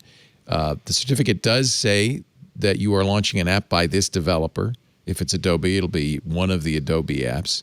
And Apple has that information. They have responded by saying they were logging IPs, they will no longer log IP addresses. There's no personally identifiable information associated with that. So now not even the IP address. So there is no way to say, oh yeah, Leo just launched Adobe Lightroom. So that's not something apparently to worry about. I want him eliminated. Yeah, right. And there was an issue. There is, I guess, somewhat of an issue that it's not just Apple getting this information because the nature of OCSP, the traffic is unencrypted. It can't be encrypted because who would verify the certificate? So it's set unencrypted to the servers. So that means your ISP and anybody in the middle could see what you were doing and perhaps log your IP address and all that information. Apple says they're going to respond to that next year by arranging a way for that data to be encrypted in transit so that it is no longer leaking that information. Is that up to date, Renee? I'm trusting you to have kept up on all this. Yeah, no, they've made a bunch of promises and changes over the last couple of days too, and they reacted really quickly on the weekend as well, which I always appreciate because everyone's going to make mistakes, so it's how they respond that I usually judge a company. I just wish. Like they used to say, a lie goes all around the world before the truth can put on its pants. And now it's more like FUD goes around. And I just, all the time, people are asking me over and over again, everyone saw the really badly reported, really fuddy, sensational, scary stuff. Almost nobody has seen the really technical, interesting, smart analysis that either refuted or clarified it. So I think it's just, we just got to keep sharing the better information. And I wish people would spend an ounce, just think through a second, like when you see a story like this, because it was technical people that spread the FUD in the beginning. Just stop and think, if I am architecting Gatekeeper, how would I do it? And then see if you can reconcile that with the problems that you're seeing. And it was like, oh, they just screwed up this part. That's fine. You'll save the world a lot of stress and a lot of anxiety. Yeah. But it's a lot easier to write a blog post that says your computer isn't yours and Stallman was right, and than it is to actually think about this stuff and reason it out. So there was a lot of cause for concern over the week and even through the weekend, but I think that's mostly been responded to by Apple, and I think it's probably overplayed. And it is you can turn off SIP. You don't have to have system integrity protection. But in this day and age, I think that would be a foolish thing to do unless you are extremely careful about what you're doing online, because it works. It does a good job. I think Apple people are a lot safer because of it, and Gatekeeper and all of that. So, anything more to say, Andrew or Lori? No, just that when there are things you're always a little bit suspicious of Google anytime there is a privacy and security question, and that's fair. With Apple, you're always a little bit curious whenever there's a question about not having control of your computer. That's also fair. But yeah, I do think that a lot of people kind of jump the gun on this sort of thing. Yeah, and Apple, and a lot of credit to Apple. They are going to respond to this. They're going to change a lot of the things that they're doing. They say over the next year, we'll introduce several changes to our security checks, specifically a new encrypted protocol for developer ID certificate revocation checks, strong protections against server failure. That was the thing that slowed things down. And a new preference for users to opt out of these security protections, which I don't think any of us would recommend doing. But at least you'll have you could do it. The steps were complicated. If you're Patrick Wardle, you can do it. Everyone else. It was. I should show you the steps. It was insane, including a lot of command line foo and stuff. But having a switch, I guess, is okay. Certainly having the switch, if the servers aren't responding and suddenly you're slowing down, be able to say, oh, yeah, turn that off for the time being. That would be useful. Although I don't think that'll happen again, to be honest. What else about Big Sur? Anything else? I have to say, I love widgets. I thought I would hate widgets. These are basically duplicates of the widgets on iOS and iPad OS. But I now have a calorie counting app that is the same on all my platforms, uses the widgets. I'm liking the widgets. I'm not crazy about the fact that they've collapsed all my notifications, which makes it a little bit harder to handle them. I don't know. You do notice that, Lori? Is that bothering you? Yeah, it gets a little weird and confusing. I think it's a matter of just getting used to the way it because it's actually pretty much exactly the way it is on your iPhone and your iPad. It's just that our brains need to wrap our heads around the fact that it's doing the same thing on our Mac. Yeah, I mean, they're just acting like seeing it that way. The Mac screen is as constrained as the iPhone and the iPad is. It's not. You have plenty of space. You don't have to collapse everything down. But okay, once I understand that's a collapsed stack and I can go through the items in the stack, I can close the stack as a whole. And I do like the options button because you can respond appropriately to a notification using the options button. That's kind of nice. I love Control Center. I feel like Control Center belongs on the Mac. That's a very iOS-y to be the thing. Hardest Really? thing for me to get used to. That's my pain point, believe it or not. You know why I like it? Because I can get rid of a lot of those things that were taking space up on the menu bar, like Bluetooth and Wi-Fi. Well, you can leave those on, but I turn them off and leave them in the Control Center. So now because I was using tools to collapse my menu. Because if you have iStat menus in there and a few other things, your menu bar goes way too far. Mine goes almost all the way across the screen. And there's certain apps that when the menus on the apps open up, it actually includes stuff on the menu bar. So being able to collapse some of that down into the Control Center, I don't mind that. I think that's nice. That's a good example of the sort of thing that it seems like a native thing for multi-touch. I can't get I don't think it's quite as natural when I'm using a mouse. And like Lori said, there are things about the status things where I like to have them in the menu bar. It's such a great thing to be able to look up and suddenly see things that don't actually require a notification. So I think we might see some adjustments in the future, or it might be just the classic case of this is different and my brain is rebelling just because it's something that's so different. Yeah. Well, it's different and it's not different. I mean, it isn't different because it's from iOS, so we're kind of used to it, right? Yeah, we just got to wrap our brains around doing the same things on our Mac. Yeah. Yeah, you're right. It is kind of more touch targety than mouse targety. I don't know. To me, this makes sense. It does kind of. There's less of a cognitive load if everything works the same. They chose to make everything work the same as iOS. I don't have as much of a problem with that.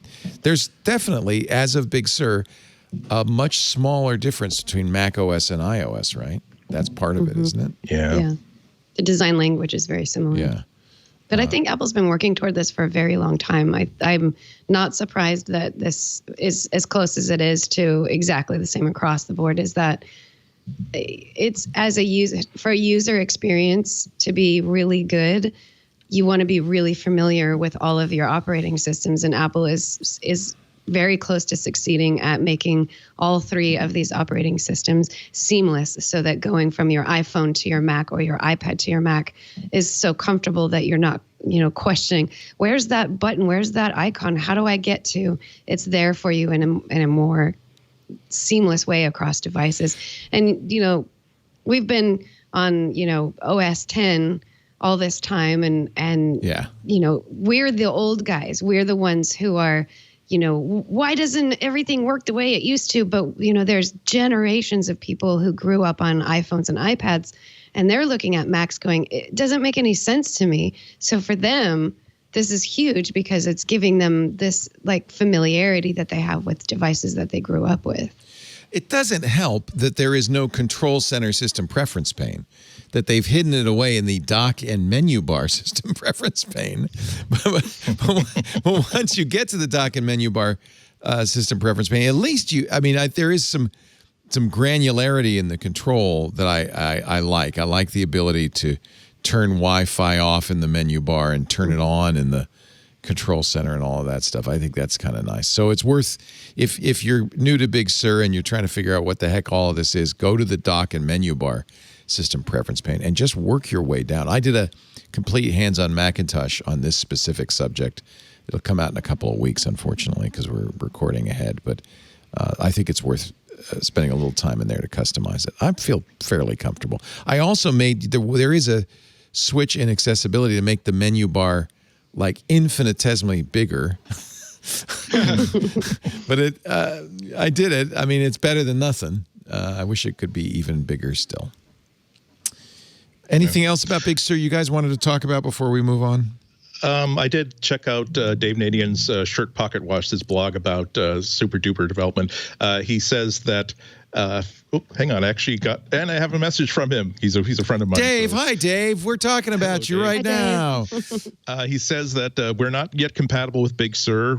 It wasn't even possible to create a bootable copy until November 5th's beta RC1. Working on it. Strongly recommend using Time Machine since it's going to be well tested with the new OS in a way nothing else can be yet.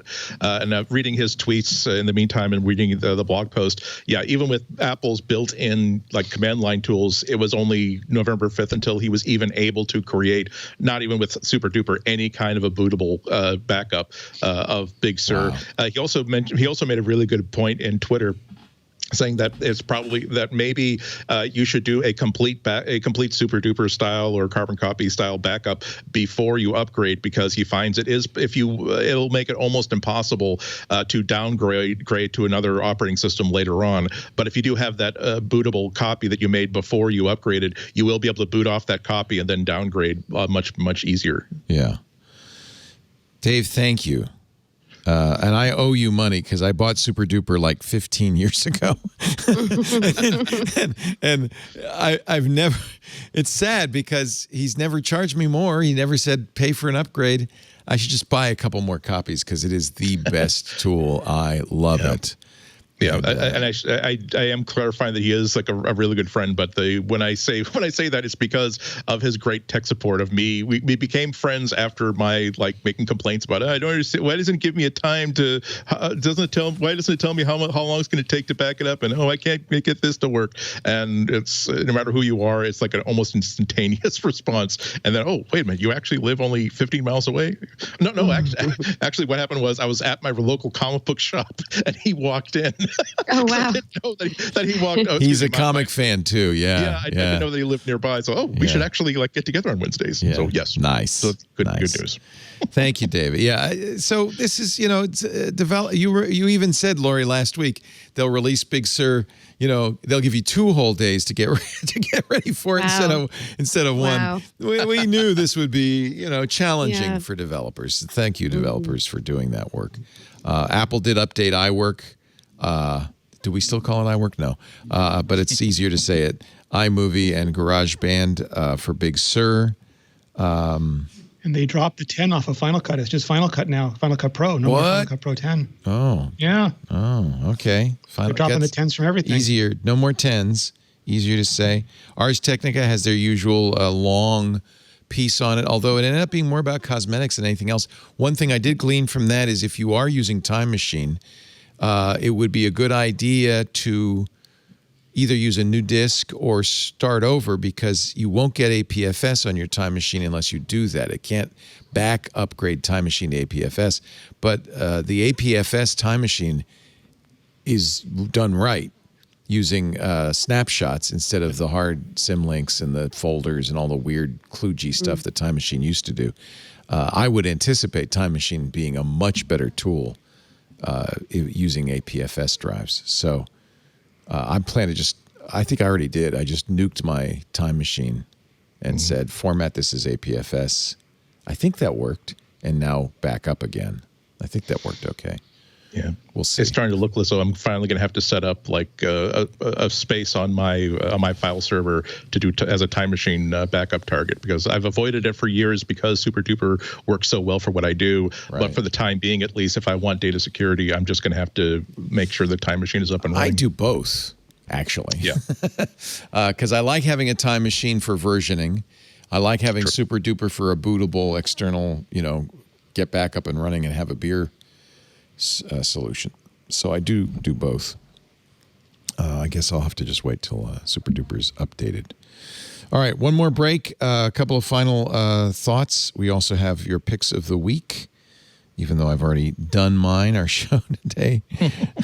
Brought to you by ITProTV. Man, if you love tech, clearly you must if you watch any of our shows, and maybe you're thinking about a career in tech, this is the best way to become an IT professional. ITProTV. What a great way to learn the skills you need to get that job, to pass those certification exams. ITProTV, it really started about teaching to the exam, teaching to the certs, and they have lots of 5,800 hours of IT training for 375 combined certifications. So it still is the best way to get your certification training if you're trying to get into the IT business. They're the official video training partner for CompTIA. They have, I think, a dozen CompTIA courses. They provide Microsoft IT training, Cisco training, Linux training, Apple training, security, cloud, and more. But it's also a great place to go if you're already in IT. You've already got the certs, you got the experience. You just want to get the skills. You want to upgrade, update, because ITProTV is the most up-to-date way to get the information. Always working on the new versions. That's why they're constantly recording. They have 5 studios running Monday through Friday, 9 to 5, to constantly create new content. So they're always up-to-date. When the exams change, their shows change. You're going to learn. It's the best, most current IT online education platform. Whether you're learning to be a developer, to do help or desk support, network administrator, business professional, sysadmin, you'll find what you need. And if you've got a team that you're trying to keep up to date, they have a great team portal as well. It is the best IT training from expert IT trainers who are also entertainers, performers. I don't mean it's yuck, yuck, ha, ha, but I mean they keep it light, they keep it moving, they keep it informative. It's so good, you're just going to want to keep it on in the background. And good news, it's available on Roku, Fire TV, Apple TV, every platform, iOS, Android, on the web as well, so you can watch it wherever you are all the time. They have a great podcast. I want to give them a plug for TechNado. Don Pizzette, who is one of their founders and a real IT pro, has created this. It has industry guests, IT news recaps. It's not training so much as just a deep dive into the realm of IT. In fact, a lot of fun. I highly recommend subscribing to that, even if you don't become an ITPro.TV member. It's a really great way to keep up on what's going on. They're right now this month in their live tapings, they're focusing on Cert Nexus certifications for November. You can learn more about getting certified as a CyberSec first responder, a cybersecure coder. Oh, I wish everybody would take that class. Or a certified Internet of Things practitioner. Look, there's no question about it. ITProTV is the first and last place you should go for IT training. It's just the best. Get a professional IT education the right way. Go to itpro.tv/MacBreak. The offer code MacBreak30 gets you 30% off any consumer subscription. As long as you stay active, 30% less. That's a lifetime of savings. That is a great deal. Go to itpro.tv/MacBreak. Don't forget that offer code MacBreak30 for additional 30% off the lifetime of your active subscription. ITProTV. Build or expand your IT career and enjoy the journey. ITProTV. itpro.tv/MacBreak. Boy, it's there's so much Apple news. They're going to have another event. One more thing. We decided not to cover it. It is a day after tomorrow. It's the Apple and Verizon event. 5G. Can you say 5G? Yep. I think we're going to skip that one. We would normally cover it, but I think it's a business stream.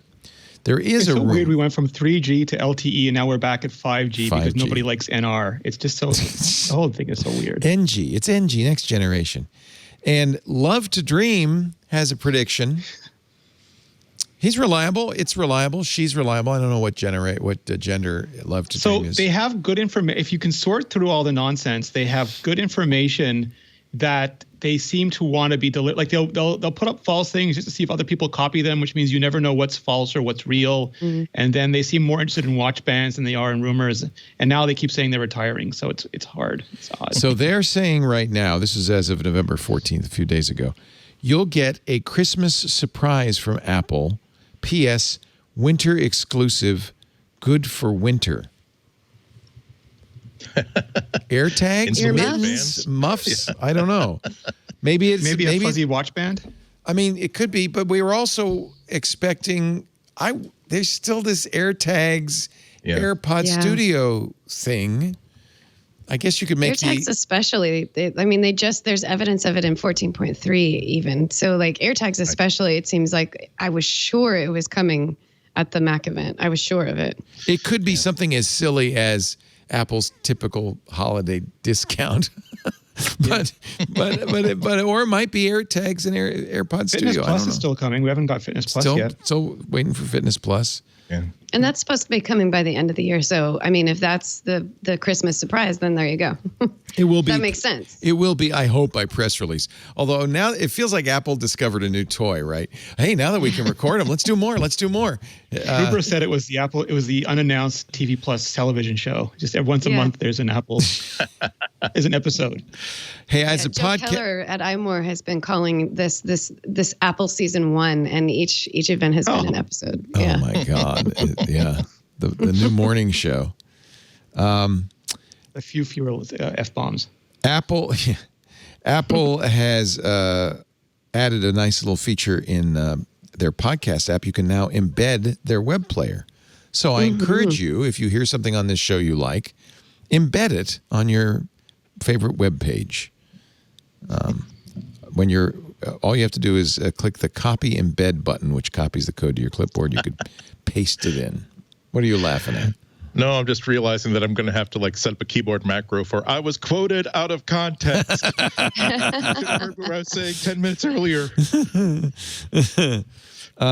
So I'm sorry, I didn't get your joke, Renee. There is a next G.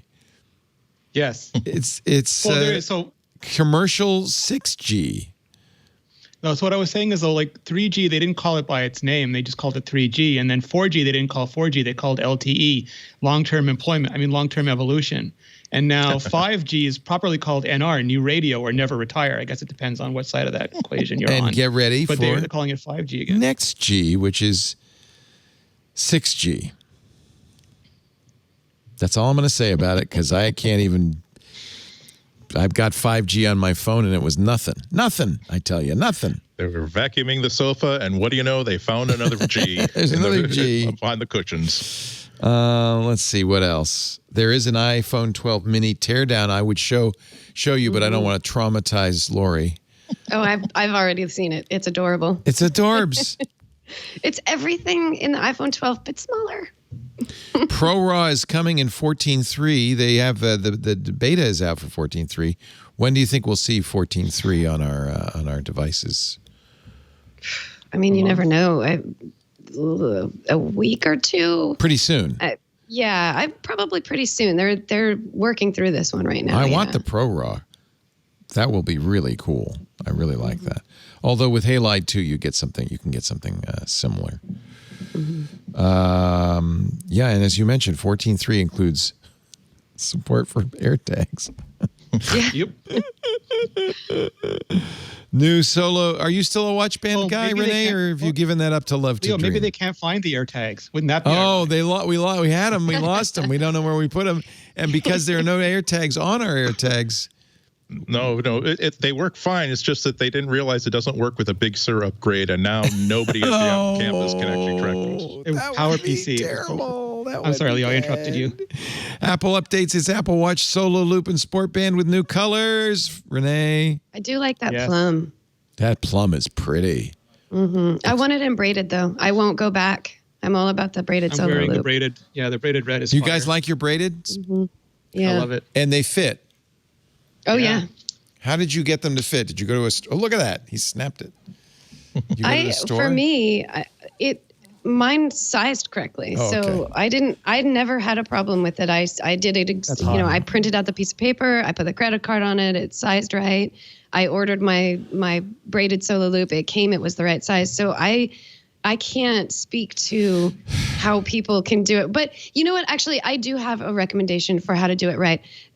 You can actually measure your wrist, the circumference of your wrist, and put that amount, that those inches, even down to the 1/4 inch, into Apple's measuring tool, and then it tells you what the right size is. That's better. So don't use the printout. Use like actually measure your wrist, because that's going to give you that's how it's determined, the size of it's determined. And where is the measuring tool? Is that on the Apple Store online? It is when you go to the order page for the Solo Loop or the Solo Braided Loop. There, it's when it says pick a size, and it says how do I know my size? And you click on the little tool, and then there's 3 different options for how you can do that. It gives you 3 different options, and one of them is get out a tape measure, measure your wrist, and then put the exact amount, including the 1/4 inch, and down to the fraction of an inch. Put that in there, and then it tells you what size. Wow, the braided loop is twice as expensive as the Solo Loop. I know that Why makes is it so expensive? The hardest part. Well, you have to murder a bunch of Solo Loops to braid it. Okay. I want all of the colors, but at $100 each, They're a little pricey. A little bit more than. But if they come out with more of these colors, I bet you I'm going to be spending $100 at least every season on a new color. I really if you pay Andy and I $50, we'll prevent you from ordering the loops. That'll save you money in the end. So both of you like the I'm like an animal. I'm wearing the hook and loop. So look at that old boxy thing. Look at it. It's terrible. Oh my God. I can't use an M1 with this watch band. Oh, is that vintage, Leo? Yeah. Oh yeah, it's vintage. Almost. Let's not old descend enough to band shaming.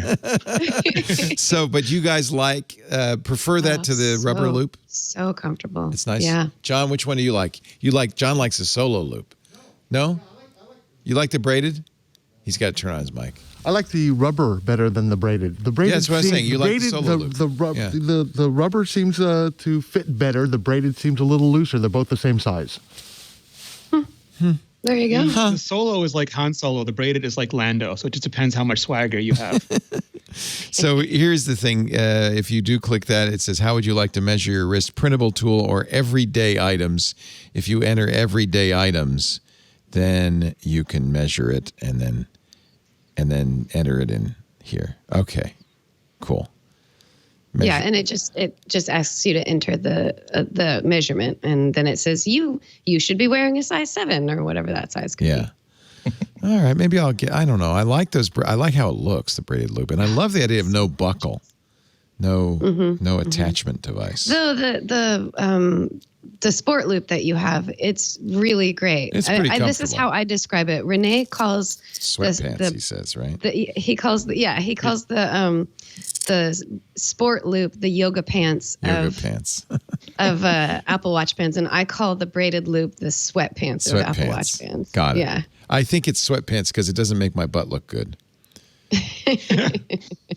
That's what you think, Laporte.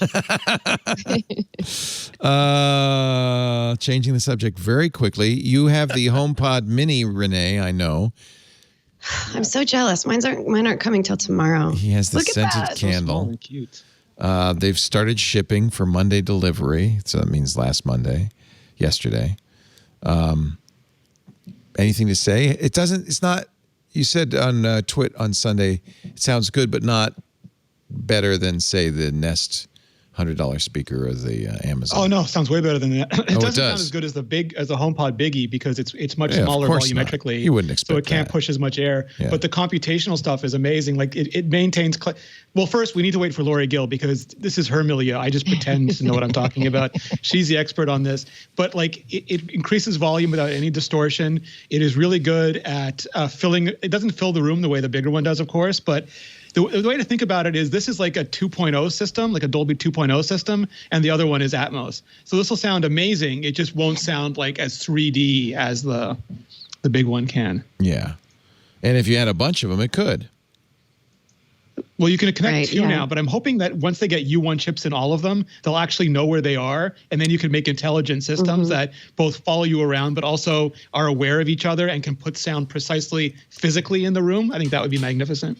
Yeah. Somebody told me, this is Scott Wilkinson, somebody used HomePod Minis to create a surround sound system, but more than two, or maybe not. Maybe just you two. can only use two right now. Two's all you can use. With the Biggie, you can do full Dolby. Like it'll ingest a 5.1, 7.1, or Atmos signal and give you a computational sound space. Maybe that's what they were doing. Yeah. Can you pair more than two though on the Biggie? No. So that's what we really want. I want to put them all around me. I personally in my household, I won't be doing this, but if you could have two HomePod Biggies, as Renee calls them, plus, 3 or 4 smaller ones just peppered throughout your living room, and they're all connected to your Apple TV and they're all connected to each other. That would be ideal. That's what I want. Absolutely. Yeah. They probably will head that direction. They probably just need more, in the wild actions happening so that they can kind of test out, the different living room settings and how that works. And they're probably going to have that available at some point in the future. They just didn't have it ready at this point. So good. All right. So the audio is good. That was really the only question is how, it's not going to be great. It's the size of a scented candle, but if it's pretty good, that's good. We're going to do Micah Sargent's getting all 3 of the $100 speakers, Amazon, Google, and Apple's, and we'll do a head-to-head. Maybe we could do a blind testing where I just walk in and I can say, that sounds good. No, that's not good. That sounds better. Yeah, something like that. Yeah.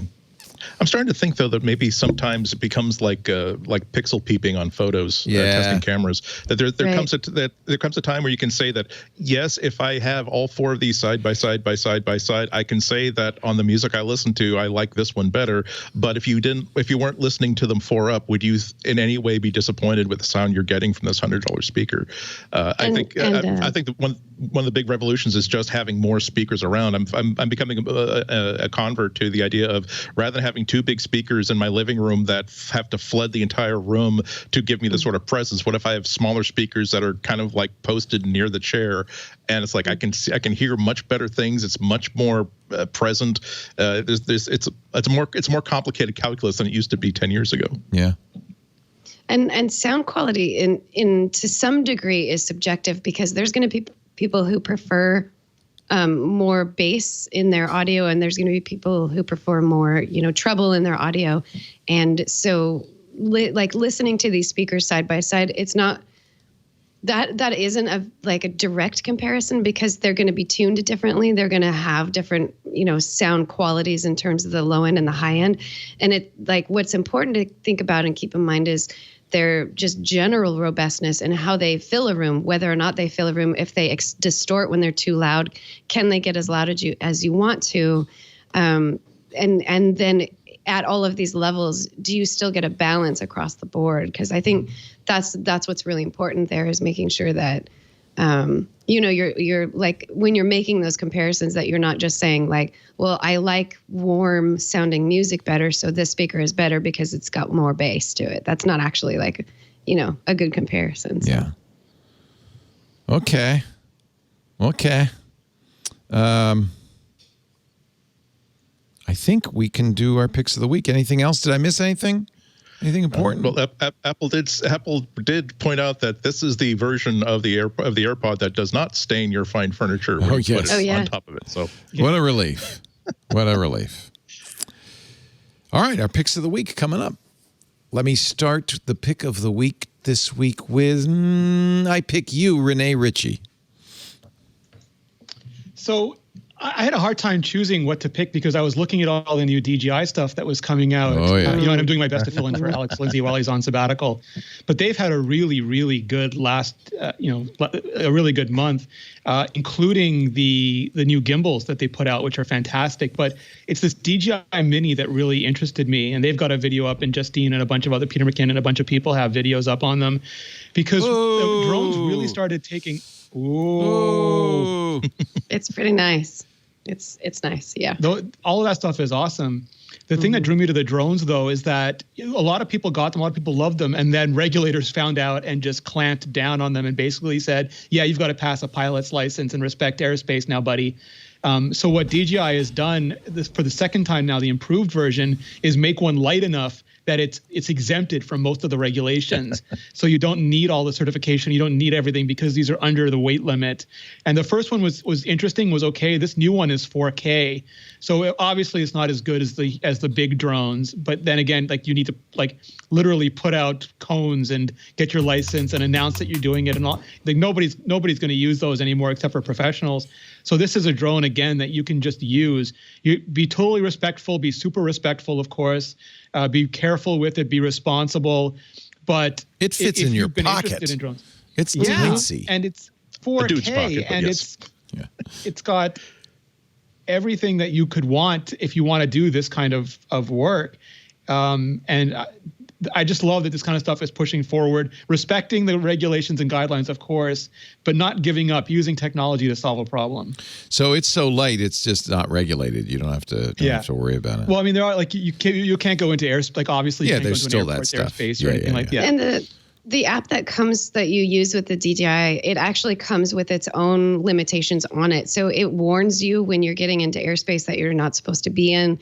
And it puts limitations on like how high up into the sky it'll go. So you can turn those off, but it allows especially newcomers. And this is the thing I love the most about the Mini and the Mavic 2 from DJI is that you can be a beginner drone user and be very, very comfortable with this. It's really easy to use and set up, and it comes by default with a bunch of limitations on it to protect you. And then once you start feeling comfortable with what you're doing and you understand like the regulations and where airspace is okay and not okay, you can lift those limitations and then take it even further. So yeah, really, really good pick, Renee. I didn't mean to take over for this you. This is the Mini 2, no, which just came out. Yeah. I gave my son the Mini last year for Christmas, then had to give him the Mini, the Pro, because he wanted to use it for his business. And then the Pro stopped working. He had some sort of gyroscope issue with it. It's in for repair. So maybe I'll give him a Mini 2 to tide him over. How much I want to see if I can use it just inside for BTS footage, but so I saw Justine small. crashed hers to the curtains. Yeah. So we'll see how that goes. It's so small. Okay, so it's the same price as the last Mini. It's $450 if you want to get the Fly More combo, which you really should. It's $600. So we live in an age of wonders. It makes me smile every day. Yeah, it's pretty cool. Pretty cool. Lori Gill, your pick of the week. I'm getting ready for the holiday season. So my pick of the week is Twinkly Smart Christmas lights. And they are Christmas lights that have they're compatible, or they're Wi-Fi connected, and you have an app on your phone, and it lets you program the twinkles and the blinkles and the colors. You program the whole thing. It even can be set to Christmas music, so it can have like a theme. I haven't bought them yet because I'm trying to figure out exactly what I want. But I'm definitely getting a set of Twinkly this year. I think based on the website is amazing. It actually asks you, if you have the question, how many lights do I need? Because they come in increments of 100, 250, and 400. So you're like, I don't know how many I need because I've never seen lights like this before. So it asks you what size of a tree you normally get, and how robust of lighting you want. And then it tells you how many lights you should get based off of that. I mean, it's amazing. And will you do that dance? Will you do the dance for us if you get those on your house? Are you going to put them outside or inside? My plan is for the Christmas tree this year, and they have an outdoor lamp style lighting now too. So I'm sure they're going to start getting more and more outdoor lighting. So for now, it'll just be the Christmas tree, and then we'll go from there. This is the most expensive MacBreak Weekly since last week. Oh my God! I'm looking at the page, Lori, and I can't see myself spending like $500 on like all the windows in the house. I can so totally see me spending like $100 on one set for the tree, and then just like with my smart bulbs, by 3 or 4 years later, turns out I've spent $500 or $600 getting this for the entire house a little bit at a time. Exactly. Over time. Yeah. I mean, you can use a little smart plug and make your lights smart. That's what I do right now. All of my lights currently are plugged into smart plugs so that I can use HomeKit to turn things on or off. But this is next level, and I can't wait to decorate my tree with it. Available at Best Buy and other places, but if you go to twinkly.com, you can find a retail location near you. Or and you I do recommend going to twinkly.com to find out how many lights you should get for your tree. It's really helpful. Well, you also want to know about the variety available. There's apparently quite a few Twinklies. You can. I think I'm going to go with the special edition because that includes the lighting that allows for the warm white. So most of them are the RGB lights. They also have a separate warm whites, but then they have the special edition that is the warm white and RGB combined. So I'm pretty sure I'm going with that one. Look at your house. It's so beautiful. And look at that fireplace. Yes, right you there. put it in the fireplace. So the fireplace looks like it's got a fire in it. And I have a fireplace that's actually unusable. It's 100 years old and it just doesn't. You can't have a fire in it. It's broken. That's pretty typical pulling these away days. from the wall. Yeah. So I'm definitely gonna do that. I'm gonna have a nice little fake fire inside my fireplace with that. Wow. I'm looking at the tree and wondering how many months before someone does like Christmas tree Tetris playable. Because wow, that's what I'm seeing on this tree with snowflakes building up. You could do it. Well, you can draw on the tree. This is really amazing. Okay. This is pretty amazing. I guess I better buy these before they're sold out. Do you want strings, icicle, or curtain? What would you like? Your choice. How many do I need for my Christmas tree? Yeah. Oh, I got to show this to Lisa. Yeah. She's going to want these. Twinklies. And now is the time of the year to do it. It's the most wonderful twinkly time of the year. Thank you, Lori Gill. Andy, what else should I spend my money on? Well, I'll open up by saying that I'm sympathizing with you because I still all the conversation we've been having about the M1. Like I have that MacBook Air, like the window open, it's configured, and I'm looking at it's so bad that I'm looking at and I could pick it up today at my local store, even though I've promised myself it would be irresponsible to go. Anyway, so yes, this show I'll probably get it delivered, but this will be a $1,300 show. Thank you very much. But so thank goodness that my pick of the week is something that's absolutely free, but it's something that you've had an experience where you gone from not knowing that an app exists to not being able to imagine like your life without it. Icon Factory has this really amazing app called Tot, T-O-T, and they got the domain tot.rocks, which it's truth in advertising. All it is it's just a window you can put text into for all of those times when like someone is about to read you something over the phone, like here's your RMA number, and you just need some place to put some text, or you're doing a whole bunch of editing and you just need a place to park some boilerplate stuff that you're going to be copying pasting throughout the day or throughout the week. And this is the most beautiful, like almost iOS-like interface, super clean. It doesn't do any more than it absolutely has to. You get 7 pages or like 7 tabs of like 7 containers, let's say, of text. It can be style text as well. And it also, there's a version of this also for iOS, and the desktop and the mobile apps will sync together via iCloud, and you can launch it from the dock. You can also use an option to have it launch through, open it up through the menu bar icon. And I've installed this about a week ago, and I've been using it several times a day since, again, because all the times where it's like you're about to read me a string of digits that I desperately need if my life is going to be on a good track for the next 2 weeks. We've all been in that situation, but I need to, I don't need fancy formatting. I don't need margins. I just need something I can type into and not have to wonder if I'm saving it correctly and if it will be there when I restart tomorrow. It's beautiful stuff. And again, free. It's available through the App Store, both the iOS and the Mac OS. Is it free? Because I see $20. No, it's TOT. What am I looking at? Because I just checked it again. I'm going to the download. I'm looking at Tot Pocket, $20. Okay, from the Icon Factory. The desktop version is free. I have not. That's clever. So it's free on your Mac, but if you want to have a companion on iOS, that'll cost you. Clever. Even if you want to just cheese them out by just getting the free app, it's a really wonderful Mac OS app. But it makes more sense on Mac OS, frankly, than it does on iOS.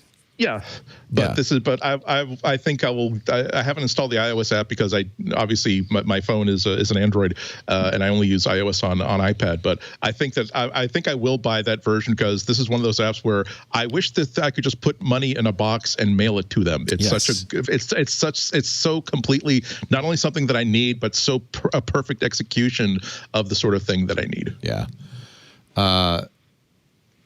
In a way, I'm glad the Icon Factory charges $20 for it. Yeah.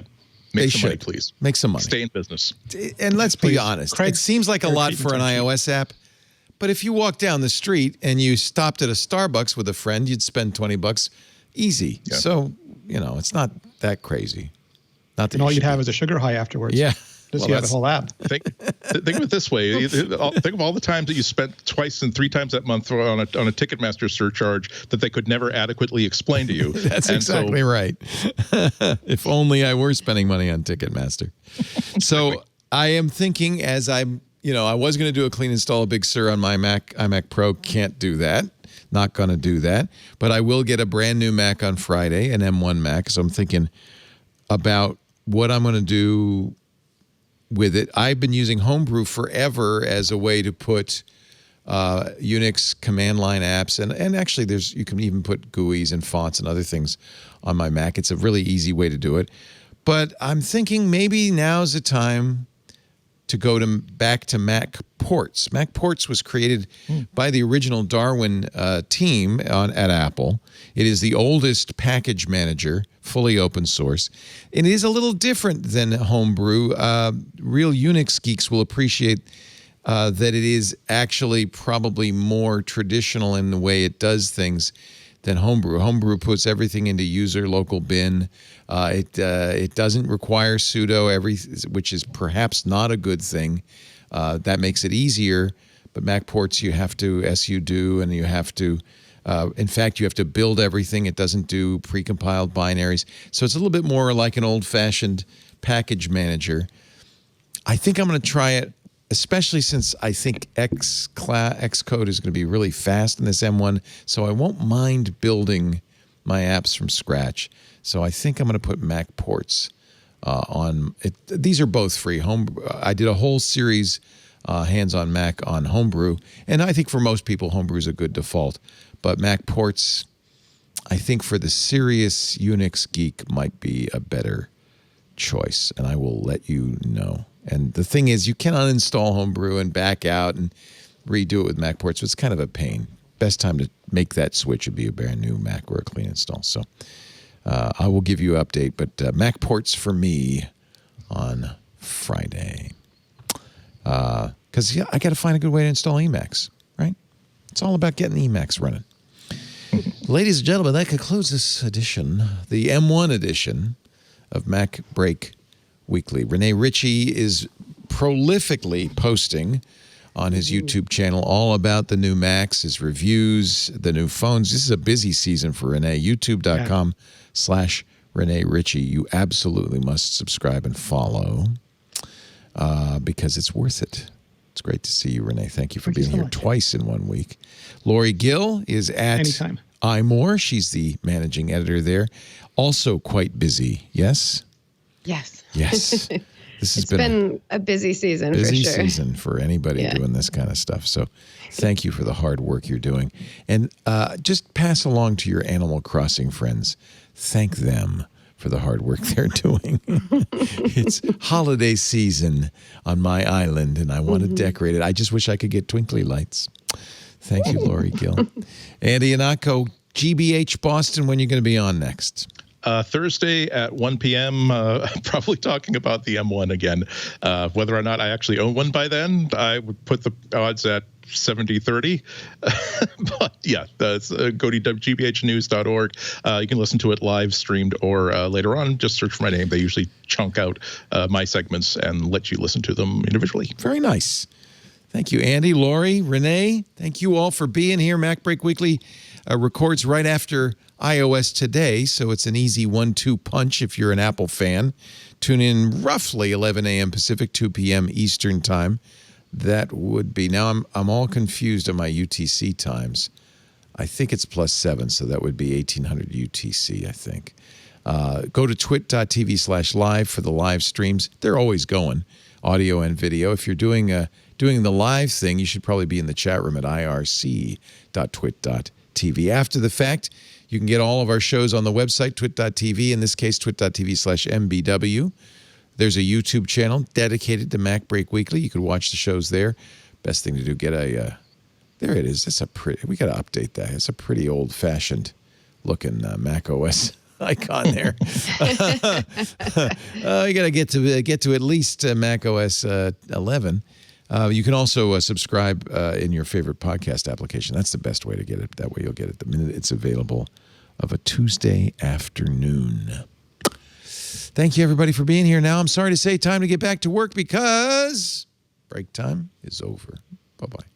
I'm Jason Howell, host of Tech News Weekly here on twit.tv, along with my co-host Micah Sargent. Each and every week, we talk to people who are making and breaking the tech news. It could be journalists writing amazing tech stories. It could be experts. It could be the sources of the stories themselves, developers, you name it. We bring them onto the show, and we talk to them about why their story is resonating with the world.